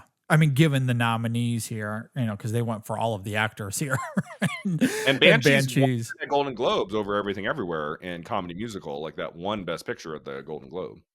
Absolutely. And McDonagh does get in for director as well. Yep. I know Todd Field does as well, but they love Banshees. The acting, directing, the writing, it's all there. So, I could certainly, like, if it's not going to win the other ones, maybe that is kind of where they throw Like, votes. if Steven Spielberg had won DGA and Spielberg was kind of primed to take director, then I would say, okay, we're going to mix it up. Give Fabelman's director, Banshee's original screenplay, and then maybe Everything Everywhere picture, and we're just going to kind of shoot darts everywhere. Everyone gets the love. Yeah. But right now it looks like director and picture go to Everything Everywhere. So that would be weird to me for the movie to not also win original screenplay. Okay. Yeah, that makes a lot of sense to me. So, all right. So I think we're in agreement there on everything kind of winning that, or we're predicting it for that category. All right, let's get to Best Supporting Actor. We have Brendan Gleeson for The Banshees of Inisherin, Barry Keoghan for The Banshees of Inisherin, Brian Tyree Henry for Causeway, Judd Hirsch for The Fabelmans, and Ke Huy Quan for Everything Everywhere All at Once. Ke Huy Quan has been winning so much for this category, but does he win the Oscar, Brian? Yeah, he does. Like, this is the one easy acting category to call. The only big prize he didn't win was BAFTA. They went Yeah. with, how do you say it? Barry Keoghan? I never know how to say. I always say Barry Keoghan. Keoghan. I've heard it pronounced like 15 different ways. I don't even know at this point. Barry. Barry. He won at BAFTA, but that kind of felt like a BAFTA thing to do. They clearly didn't really like Everything Everywhere, giving it only best editing. So I would think it's like, it would be very shocking if if Everything Everywhere is going to win picture and director, like Ke Huy Quan is winning best supporting actor. Just such a great narrative. You know, he hasn't acted in a film in 20 years or something like that. He just comes back. It's been a long time. Roaring back into our hearts with such a great performance. And every speech he gives is so delightful. He has brought me to tears in like 2 of his speeches. Same. Like, yeah. He is like clearly it, like there's no phoniness. Like he gets up there. It's He so is authentic. So Yeah. happy to be back and to be so loved by, you know, the industry again. Like you can just feel it, and it's going to be a moment, and it's going to be fantastic. Ke Huy Quan will be our winner for supporting actor. Yeah, it's a performance that, on its own terms, is extremely deserving. That Oscar clip, when they play it, it's going to bring down the house. It's so good. He's phenomenal in that film. It is very well deserved. And if they are considering the narrative, the speeches as they vote, I presume many of them do, then that only, further cements that he's going to win this category. So and it would be my vote. It would be my personal vote. I would say second place is Judd Hirsch for The Fabelman. Because he hasn't really played a big role this season. I think he only got in at Critics' Choice. And he's been nominated before. He's a very beloved figure in the industry, and he's like 87, 88 years old. And since The Fabelmans might not win anything the whole night, like it'd be a way to honor Judd Hirsch. The last probably chance they have to honor him, and it could be their one chance to honor The Fabelmans. So I would put him in second over Barry Keoghan, actually. Okay. But I still think it's a distant second, though. I don't think we'll ever know. Unless they ever one day release the tallies, which I would love. I would sit there for a weekend and just kind of go through. I would be so transparency. Interested. Come on, Academy. Like some of these wins throughout the years, I'm like, how close was that? Like, was that I like would love by to know. 3 votes? You know, like we'll never know. Yeah. But and it's gonna be fun. As we've talked about before, this is a sports competition. Yeah. And when you watch sports, you know what the final score is. Give us the final tally. That's all we're asking for. All right, let's get to supporting actress. We have Angela Bassett for Black Panther, Wakanda Forever, Hong Chow for The Whale, Carrie Condon for The Banshees of Inisherin, Jamie Lee Curtis for Everything Everywhere All at Once, and Stephanie Sue also for Everything Everywhere All at Once. Brian, is it Jamie Lee Curtis? Is it Stephanie Sue? Bassett? Does she continue the ball rolling here? What do you got? This is the hardest category to call in the top 8. Like, this is the really, really tough one, because you can make a case, I think. I don't think Stephanie can win. That would be my choice, actually. She's my choice here. I think that would be an amazing win. I think she's the most deserving here. It's the best performance in the category. But I don't think she hasn't won any televised prize, like outside of she won breakthrough performance at Indie Spirits last weekend. That's like the only individual prize she's won. I think she needed to win at SAG for her to have any chance. So I don't think that happens. So I think it could feasibly go to Angela Bassett or Carrie Condon or Jamie Lee Curtis. And it's like, where's the wind blowing here? Like, what? I think it's going to be very close. I think the smart choice is Carrie Condon, because in some ways you could argue that Angela Bassett and Jamie Lee Curtis cancel each other out. They're both kind of the older, kind of the legacy seasoned veteran nominee who everybody loves, but you can kind of like cancel them out. Jamie Lee Curtis is also hurt by having Stephanie Sue in the category, like having both of them there. But that didn't factor in at SAG, so you could argue that too. What a lot of people have said is we got to give Banshee something. It might not win original screenplay. Carrie Condon won at BAFTA, and because the category is so chaotic, we're going to give it to the really great supporting performance in Banshees. Carrie Condon takes it. I'm predicting Angela Bassett and I'm not Okay. confident about this. I Okay. was kind of leaning toward Carrie Condon for a few days, but then I remembered Regina King for If Beale Street Could Talk, another beloved woman of color who Yeah. everybody adores. And that movie did not do well at the Oscars. It only got into 3 categories, was not in picture. And Regina King was not nominated at BAFTA or at SAG. She won the Golden Globe. She won Critics' Choice. Basically, you know, took a few nights off the next few weeks, came back, and she won the Oscar. And everybody Okay. loves Regina King, Yeah. and that was a Yeah. big part of why she won. And Angela Bassett, I feel like, is just one of the titans in the Mhm. industry. I have loved her since I was a kid. I saw What's Love Got to Do with It when I was very young, probably too young. And she's so great in that movie. She Yeah. was probably in second place that year. She lost to Holly Hunter for The Piano. I feel like Mhm. that's one of the acting like losses of the 90s that still kind of stings. I still feel like Mhm. Bassett should have taken it for What's Love Got to Do with It 29 years ago. And she's got Yeah. 2 dynamic scenes in Black Panther Wakanda Forever. And she won the Golden Globe. She won a Critics' Choice. Mhm. The 2 big pauses I have is that why couldn't she win at SAG? That gives me a little pause. But then I'm like, well, Jamie Lee Curtis won. Maybe it was really close, and Jamie Lee Curtis eked out the win because of the intense love for Everything Everywhere Yeah. over Black Panther, which isn't Yeah. like everyone's favorite movie this season. Yeah. But so it's her loss at SAG, and it's a Marvel sequel that wasn't like the most beloved blockbuster of the year or anything. So that Yeah. gives me some pause. So I am predicting that the sheer love for Angela Bassett by the entire awards body of the Academy wins the day by just a smidge is what I'm predicting. But I do feel like the Yeah. smartest choice might be Carrie Condon. Okay. That's a lot to take in there. That's a lot. And But Jamie Lee you, Curtis has a shot too. That SAG wins yeah. big. She could ride that momentum. People love, love, love, love Jamie Lee Yeah. Curtis. So that could happen too. Man, I was utterly fascinated that entire time. I guess you were talking about this category It's because a lot. you make it seem like this is really wide open. Yeah. And Jamie Lee Curtis, SAG was the only thing that she won. Is that right? Or did She's only won like an individual prize. Like she won Best Supporting Actress at SAG. Carrie Condon won at BAFTA. Angela Bassett has won 2 major televised prizes, Golden yes. Globe and Critics' Yeah. Choice.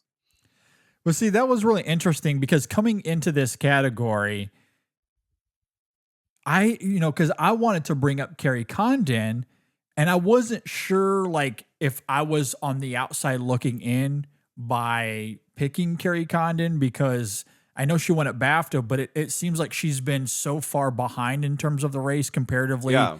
to these others, especially Bassett, who has won these other major awards or these other ceremonies anyway. Jamie Lee Curtis wins for SAG. Stephanie Sue, had the indie spirits as you're talking about.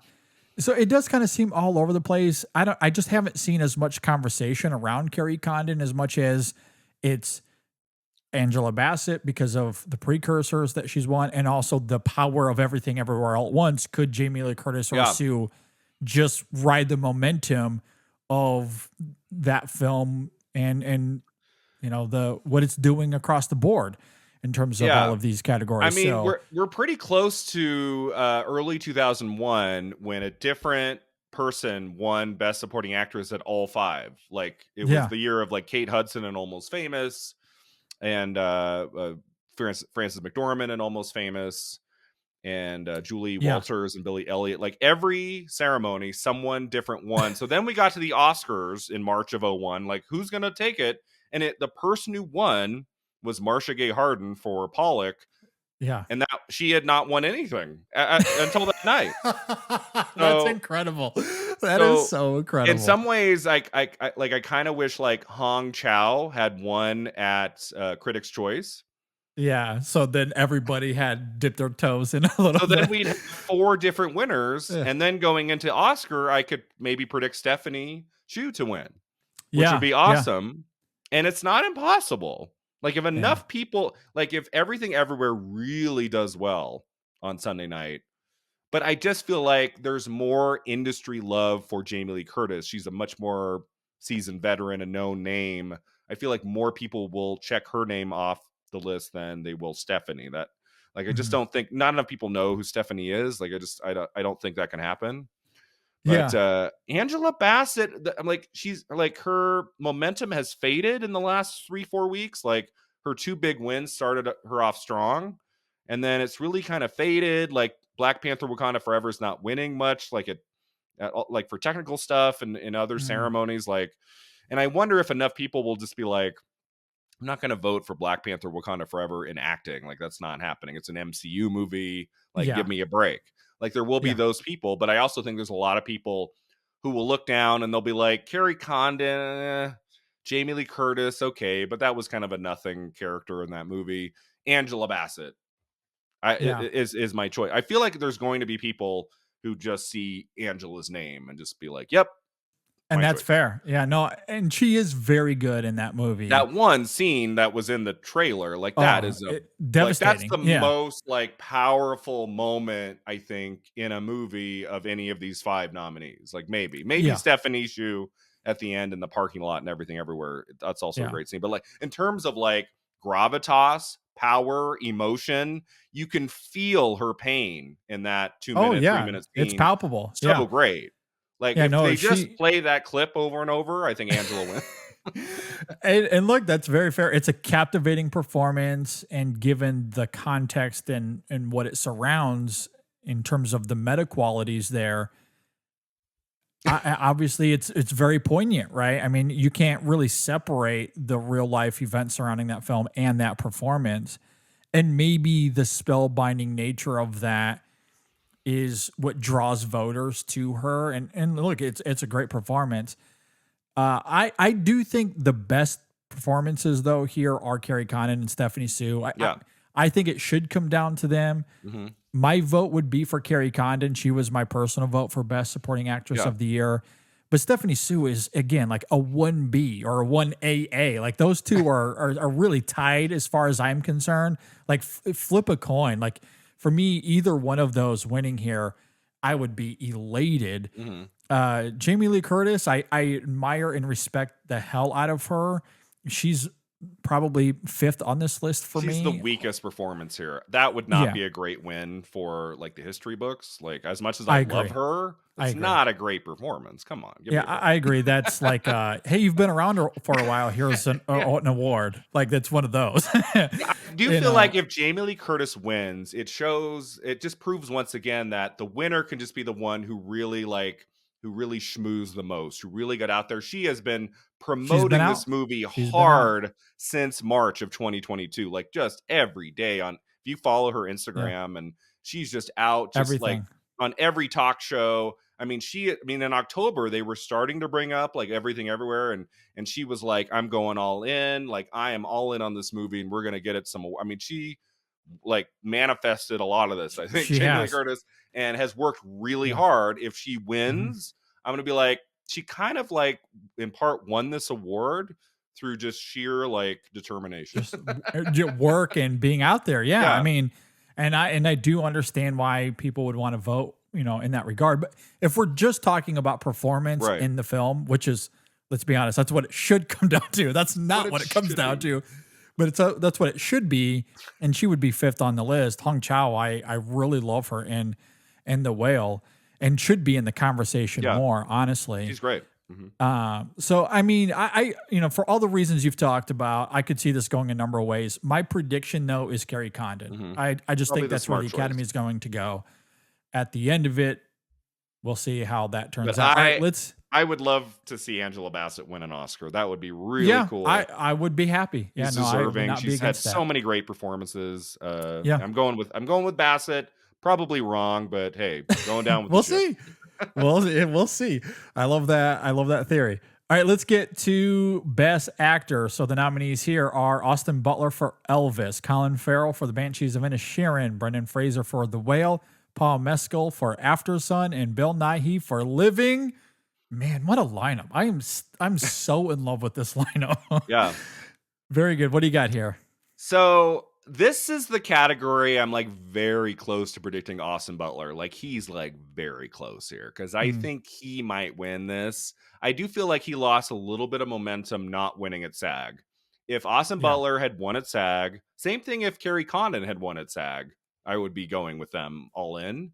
But I feel like Austin Butler not winning at SAG does give me a little bit of pause. Like, are enough people going to vote for this, little bit younger actor? He's like 30, 31. Has Mm, he had a lead role in a movie before? Like, this is kind of his introduction to the world in a way. Like, he's been in stuff for the last 10, 15 years, but this is like his big, like, leading role movie debut. But mhm. the movie's in Best Picture. They love rewarding actors playing real life figures. Elvis Presley, bigger than life figure that everybody adores, and he did a great job in the movie. Like for me, he's the best thing about Elvis. I was kind of Yeah. mixed on the film overall as a movie, but he's great in it. And he Yes. Yeah. won Yeah. BAFTA. Him winning a BAFTA was huge because everyone thought that was going to Colin Farrell. Like Banshees wins in both supporting categories at BAFTA, and then they don't give it to Colin Farrell. Like that shows that Butler's very, very strong. And a lot of people who win BAFTA go on to win the Oscar. So it's really close for me. It kind of comes down to narrative, and I just prefer his performance a little bit more. And I am predicting Brendan Fraser in The Whale. Like I just Oh, think wow. Okay. that to me was the most kind of like striking, dramatic performance in this category. Brendan Fraser brought me to tears in two different scenes in that movie. I just thought he was just bringing it. And in that, Mhm. underneath all of that makeup, like he really makes that character feel real. And he's so moving at the end of that movie. Like everybody around me in the theater was crying when I watched that movie. And I still think about his performance. And I Yeah. have loved Brendan Fraser since I grew up with that guy. Like Same. he Yeah. came into his own in the early to mid 90s, and then films like The Mummy, and like I grew up Yeah. Bedazzled. I just grew up with Yeah. him. I Yeah. adore Mhm. him, and I don't think anyone thought he had this performance in him. Like he just, Yeah. especially in the last decade, he hasn't been in much. So he just kind of Mhm. came out of nowhere with this just brilliant performance in Darren Aronofsky's film. And I know a lot of people hate on the movie. I liked it more than others did. It didn't make my top 10 or anything. I liked it more than Mhm. others. I Yeah. feel like if the movie gets something, it's for the Brendan Fraser performance. He's just so great in that movie, and he won at Critics' Choice and he won at SAG. So he's a player here. For me, Mhm. it's between him and Butler, and I think the smart choice might be Butler. I think he might just squeak a win, especially since Elvis is in the Best Picture category and The Whale is not. Mhm. That's bad because, as was pointed out to me in the last 2 weeks, the last Best Actor winner in a movie that was not nominated for Best Picture was way back in 2010. Jeff Bridges in Crazy Heart. Since Oh, yeah. 2010, Yeah. every Best Actor winner has been in a movie nominated for Best Picture. So that to me is the statistic that I'm like, ooh, that's a tough call, Yeah. especially since more Yeah. people will be watching Elvis. I think more people like Elvis. So I feel like that might give Butler the victory here. But it's the heart thing again. I prefer Fraser here. And so I'm Yeah. predicting Brendan Fraser in The Whale. If Butler had won at SAG, it would have been over. It was going to be Butler. But I feel Yeah. like there's a little bit of momentum for Fraser here. He's got a great narrative, like Ki Kwan, a great Yeah. story, kind of Yep. coming back. After he's always been working, but his star has definitely faded in the last 15 years, and it was just Oh, so yeah. great to rediscover him again. Just a very, very strong lead performance in a movie. And so I'm Yeah. going with Fraser. Okay. If they say Butler, I'll be like, yep, kind of expected that. But I'm gonna jump for joy if they announce Brendan Fraser. Yeah, Brendan Fraser, like you, I grew up on him. I think his performance in The Whale is excellent. Say what you will about the movie on the whole. I think the problem with The Whale mostly suffers in the writing. Mm. I think Fraser is really great, and I don't think he should be a victim of, the polarization of that film simply because of how everyone has responded to the writing, because I think he transcends the writing of that film, and he is really great. And I did find him really moving, especially because at the heart of that film, and this isn't really talked about enough, I don't think it's a movie about addiction. And I think he taps into that in these incredible ways that make sense of the film's ideas on faith, as uneven as it is at times. I think he's able to tap into it in such a biting way that is, and the way he just kind of clings to empathy and hope despite everything around him. And that's why, people can talk about how trite it is in execution, but that's why the film had to have that mean-spirited nature behind it. And again, whether that works for you is irrelevant, because I think Fraser is able to transcend whatever that is tonally in the film. For me, and this is again quintessential head and heart, because you're right, it does seem like the smart play here is Austin Butler. Yeah. The Academy loves these type of performances. They always win.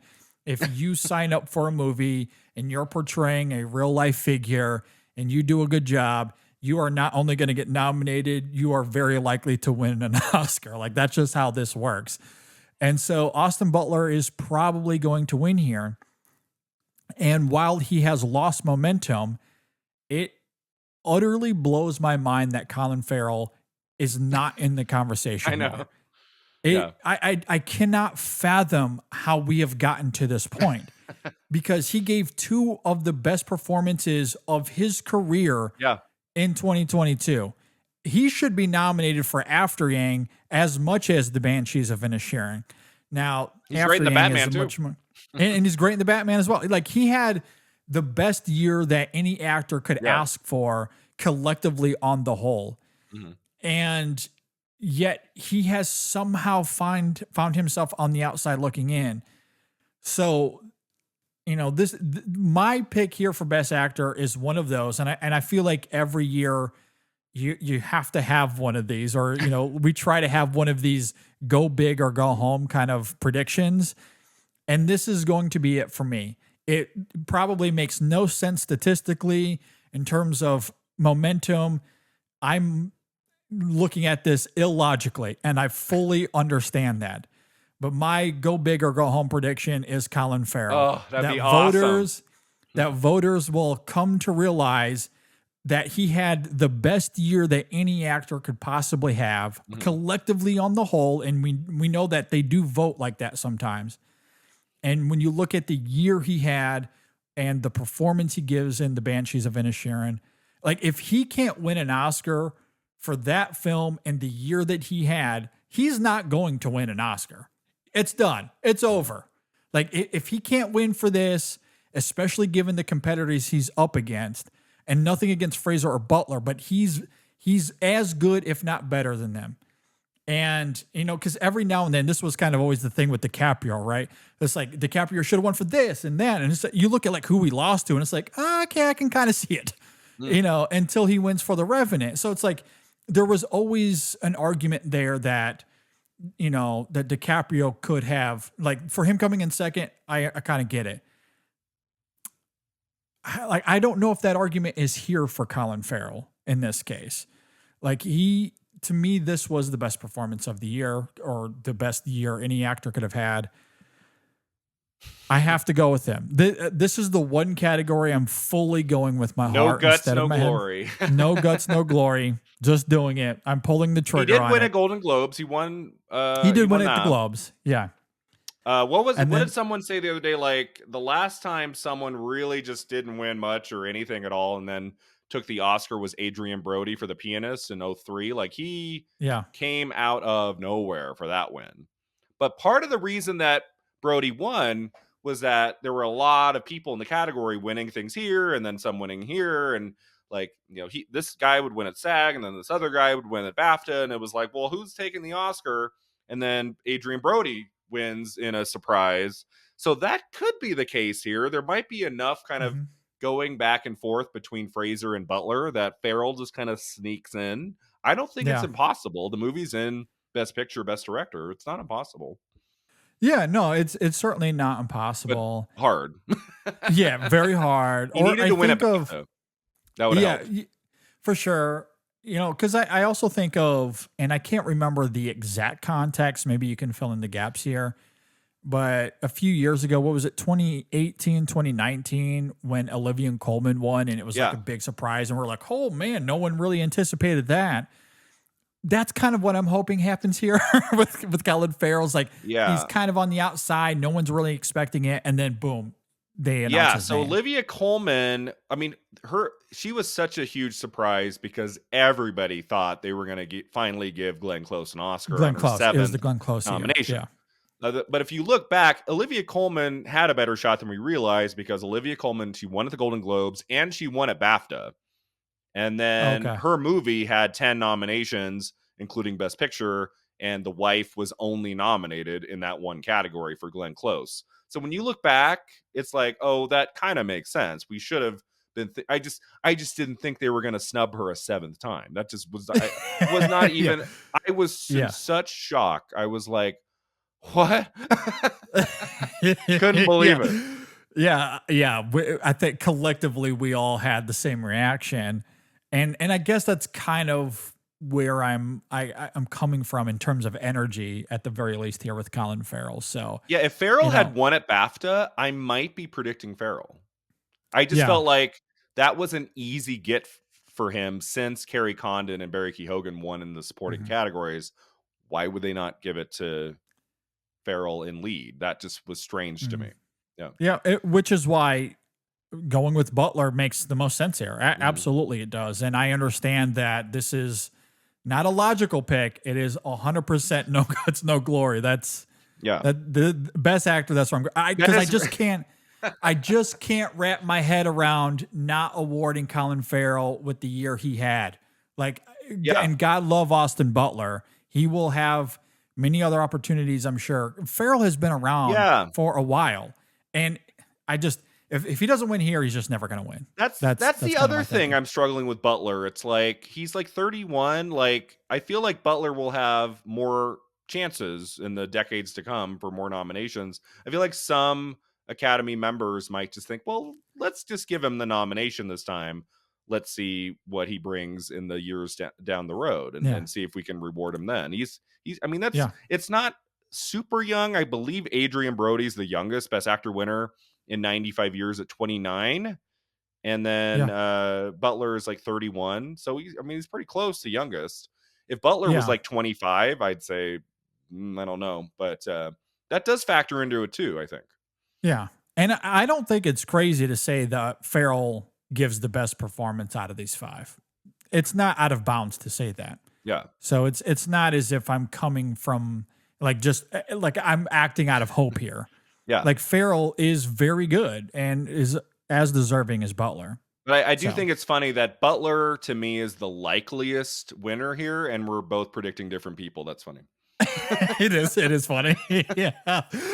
All right, let's move on to Best Actress. This should be fun as well. So we have Cate Blanchett for Tar, Ana de Armas for Blonde, Andrea Riseborough for To Leslie, Michelle Williams for The Fabelmans, and Michelle Yeoh for Everything Everywhere All at Once.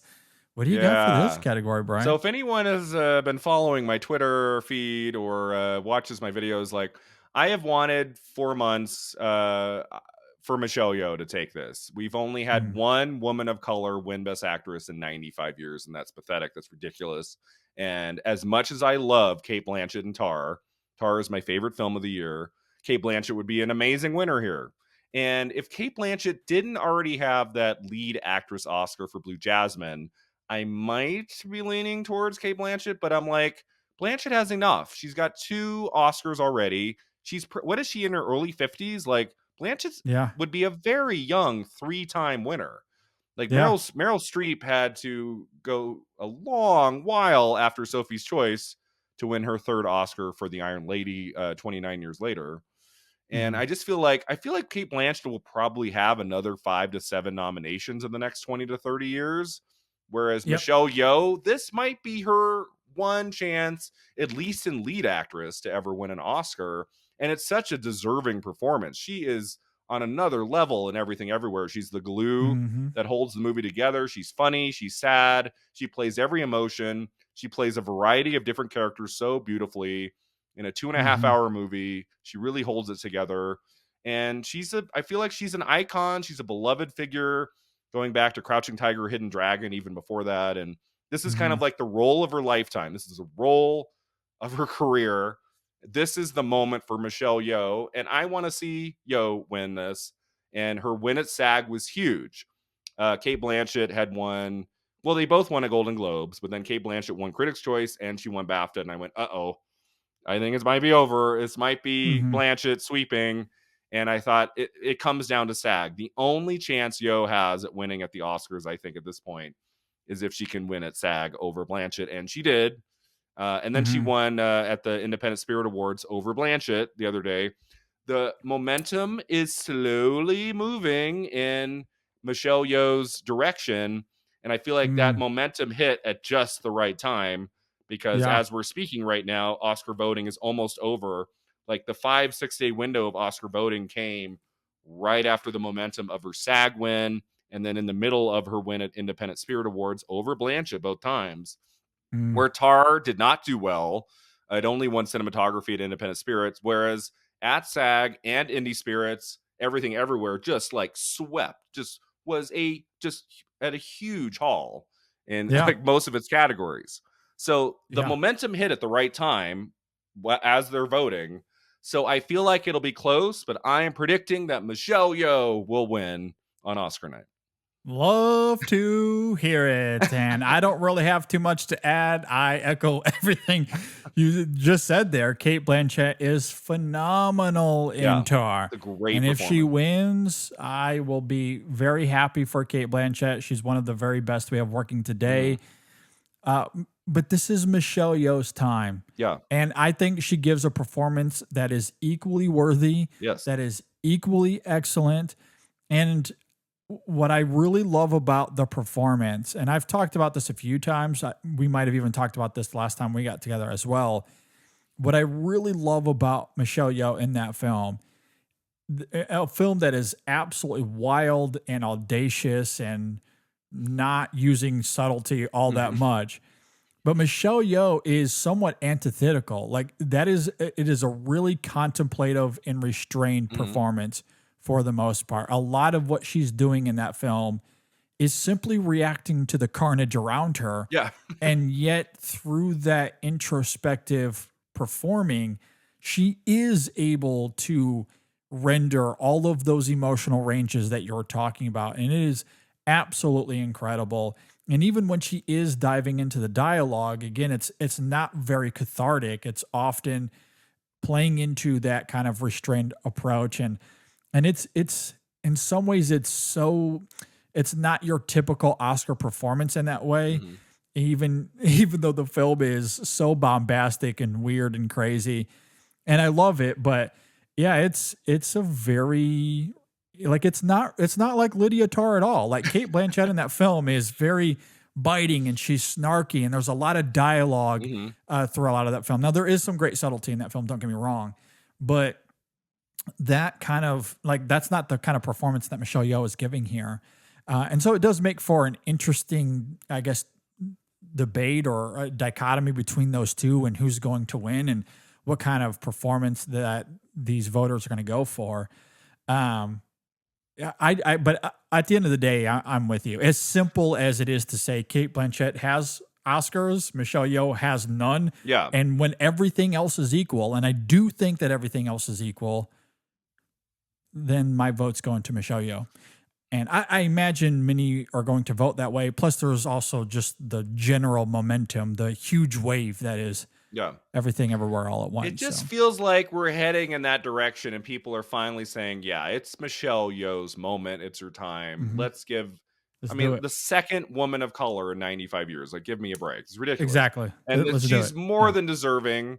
And it would be for me, I think it'd be just the moment of the night. It would be so great. I agree. Standing ovation for this amazing talent. And she's 60 years old. She's been acting for 40 years. And she's never been nominated for an Oscar before. This is the role of her lifetime. Let's give it to Yeoh this year. 100%. Yeah, once in a lifetime kind of performance. Yeah. All right, let's get to Best Director. So the nominees we have here are Martin McDonagh for The Banshees of Inisherin, the Daniels for Everything Everywhere All at Once, Todd Field for Tar, Papa Spielberg for The Fabelmans, and Ruben Östlund for Triangle of Sadness. What do you got here, Brian?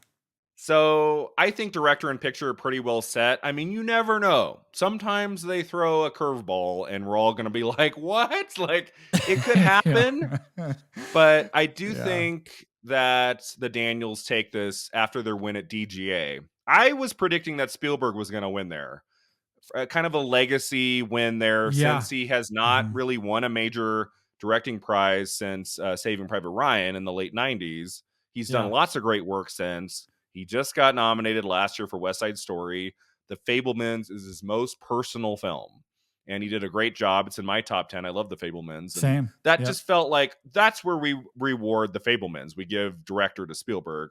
And then when he didn't win a DGA, and the Daniels won there, and then how well Everything Everywhere is done at SAG and then at the Independent Spirit Awards, and I'm like, yeah, I mean, I wouldn't say it's impossible. Like, I think Spielberg's win at the Globes says, like, it's not impossible, but I think it'd be pretty crazy to predict anyone but the Daniels for Best Director.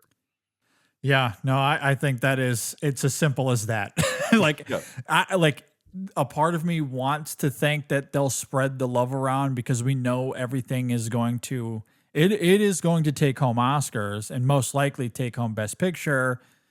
Let's throw some love to the Fabelmans and Spielberg for this very personal story that is really good. I think it's top tier Spielberg for one. It's a deserving win. That's not like a pandering, let's give Martin Scorsese an Oscar, because he's deserved one 10 times over. And so we're finally going to give him one. I don't think this is that. I think the Fabelmans is very deserving. I certainly get it. I mean, what the Daniels do with everything, like that, the complexities of that film, the weird brazenness of it, it is like that just might be lightning in a bottle. We'll see if they can capture that again as their careers go. But I also think Spielberg, his direction is of the best of the year. So a part of me wants that to happen, but I also feel like I've spent 2 minutes wasting air because that's not going to happen. Yeah. It's just not very flashy. Like what Spielberg's doing, The Fabelmans, it's pretty quiet. It's pretty restrained. Whereas you watch Everything Everywhere and just like, it's so flashy that so much it of just the seems most. the likely pick and director. Yeah. No, I agree. That is very much where it's going. And I am also predicting the Daniels to win. All right, let's get to Best Picture. The big daddy of them all. The nominees here are All Quiet on the Western Front, Avatar: The Way of Water, The Banshees of Inisherin, Elvis, Everything Everywhere All at Once, The Fabelmans, Tar, Top Gun: Maverick, Triangle of Sadness, and Women Talking. All right. I think we all know where this is headed, but I'll toss it to you anyway, Brian. What are you predicting for Best Picture?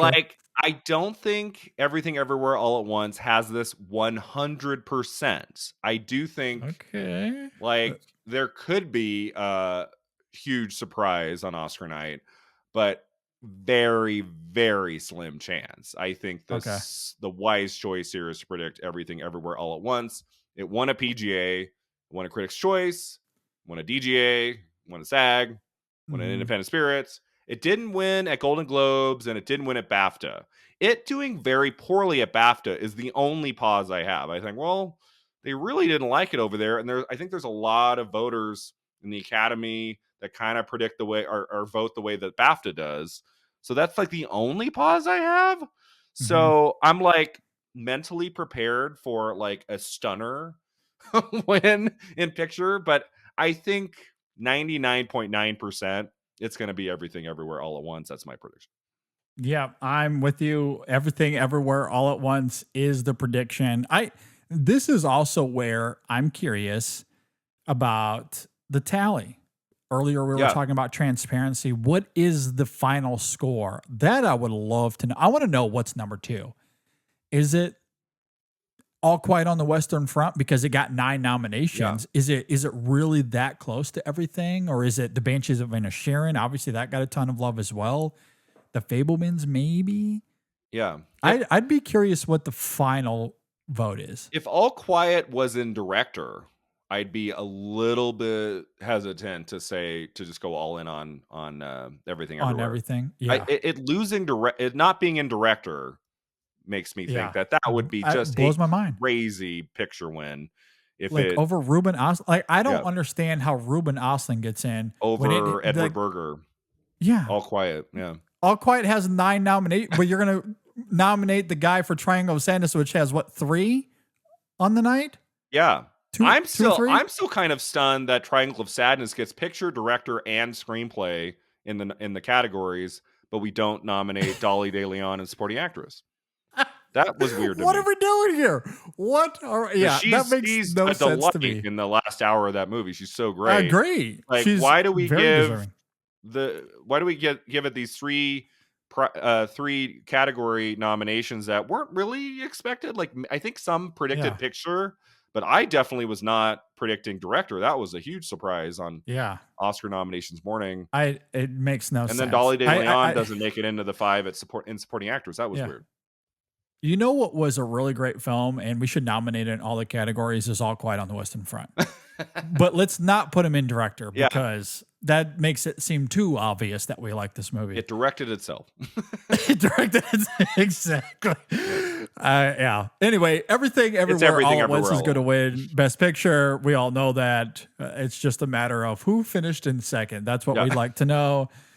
At any rate, that's our predictions for the 2023 Oscars. Any final thoughts before we get out of here, Brian? I apologize if anyone takes my predictions and puts that on their ballot and then does very poorly on Sunday night. I apologize because I'm not feeling super confident this year. Like last year I did very well and I felt very confident going into the night. And this year I'm like, man, this could be like my worst performance ever. This might be bad. It'll be fun though. I love it. Go for the heart.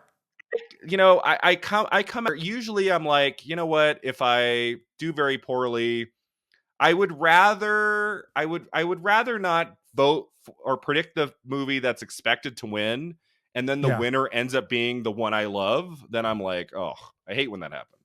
Yeah. So this year I'm just kind of going in on a lot of these categories with from the heart, movies that I love. I love it. I love it. And we'll see what happens. There's going to be some surprises on Sunday night. I'm very excited to see what happens at the big ceremony. I am as well. You know, it is March Madness after all. And the one thing we know about March Madness is that there are upsets. You cannot just predict the expected winner is not going to win every game. And so I'm hoping that the Oscars plays out the same. That we have some upsets. It's going to be great. Tell us, Brian, where can we find you on the internet? Where can we find you on social media? So you can follow me on Twitter. I'm at Mr. Brian Rowe. That's Mr. Brian Rowe on Twitter. Check out my YouTube channel for all things Oscars. I make weekly video essays on like the current season, and I make retrospective video pieces about Oscars past. That's at Brian Rowe Video on YouTube. And check out my podcast, Film at 50, where we talk about movies released 50 years ago. Our host today was on it just recently for Save the Tiger, starring Jack Lemmon. Yeah, very, very good stuff. Be sure to go and check out Brian's work. Love the podcast. Love all the awards videos and stuff that you do.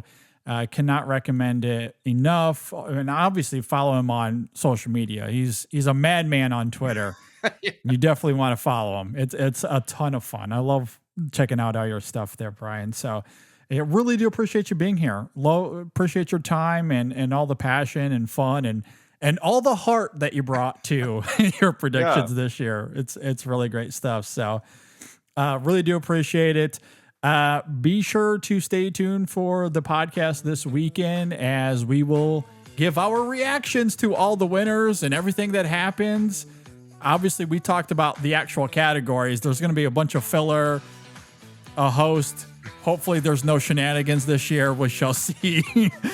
But we'll break it all down on the podcast this weekend. Be sure to check all of that out and have fun with the Oscars. Just keep in mind, it's not the be-all, end-all of these films. You can, regardless of who wins, you can love what you love.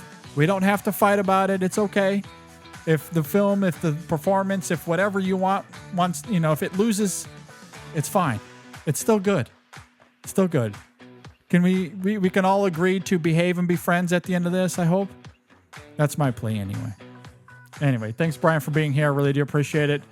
And we will see you all next time on the In Session Film Podcast.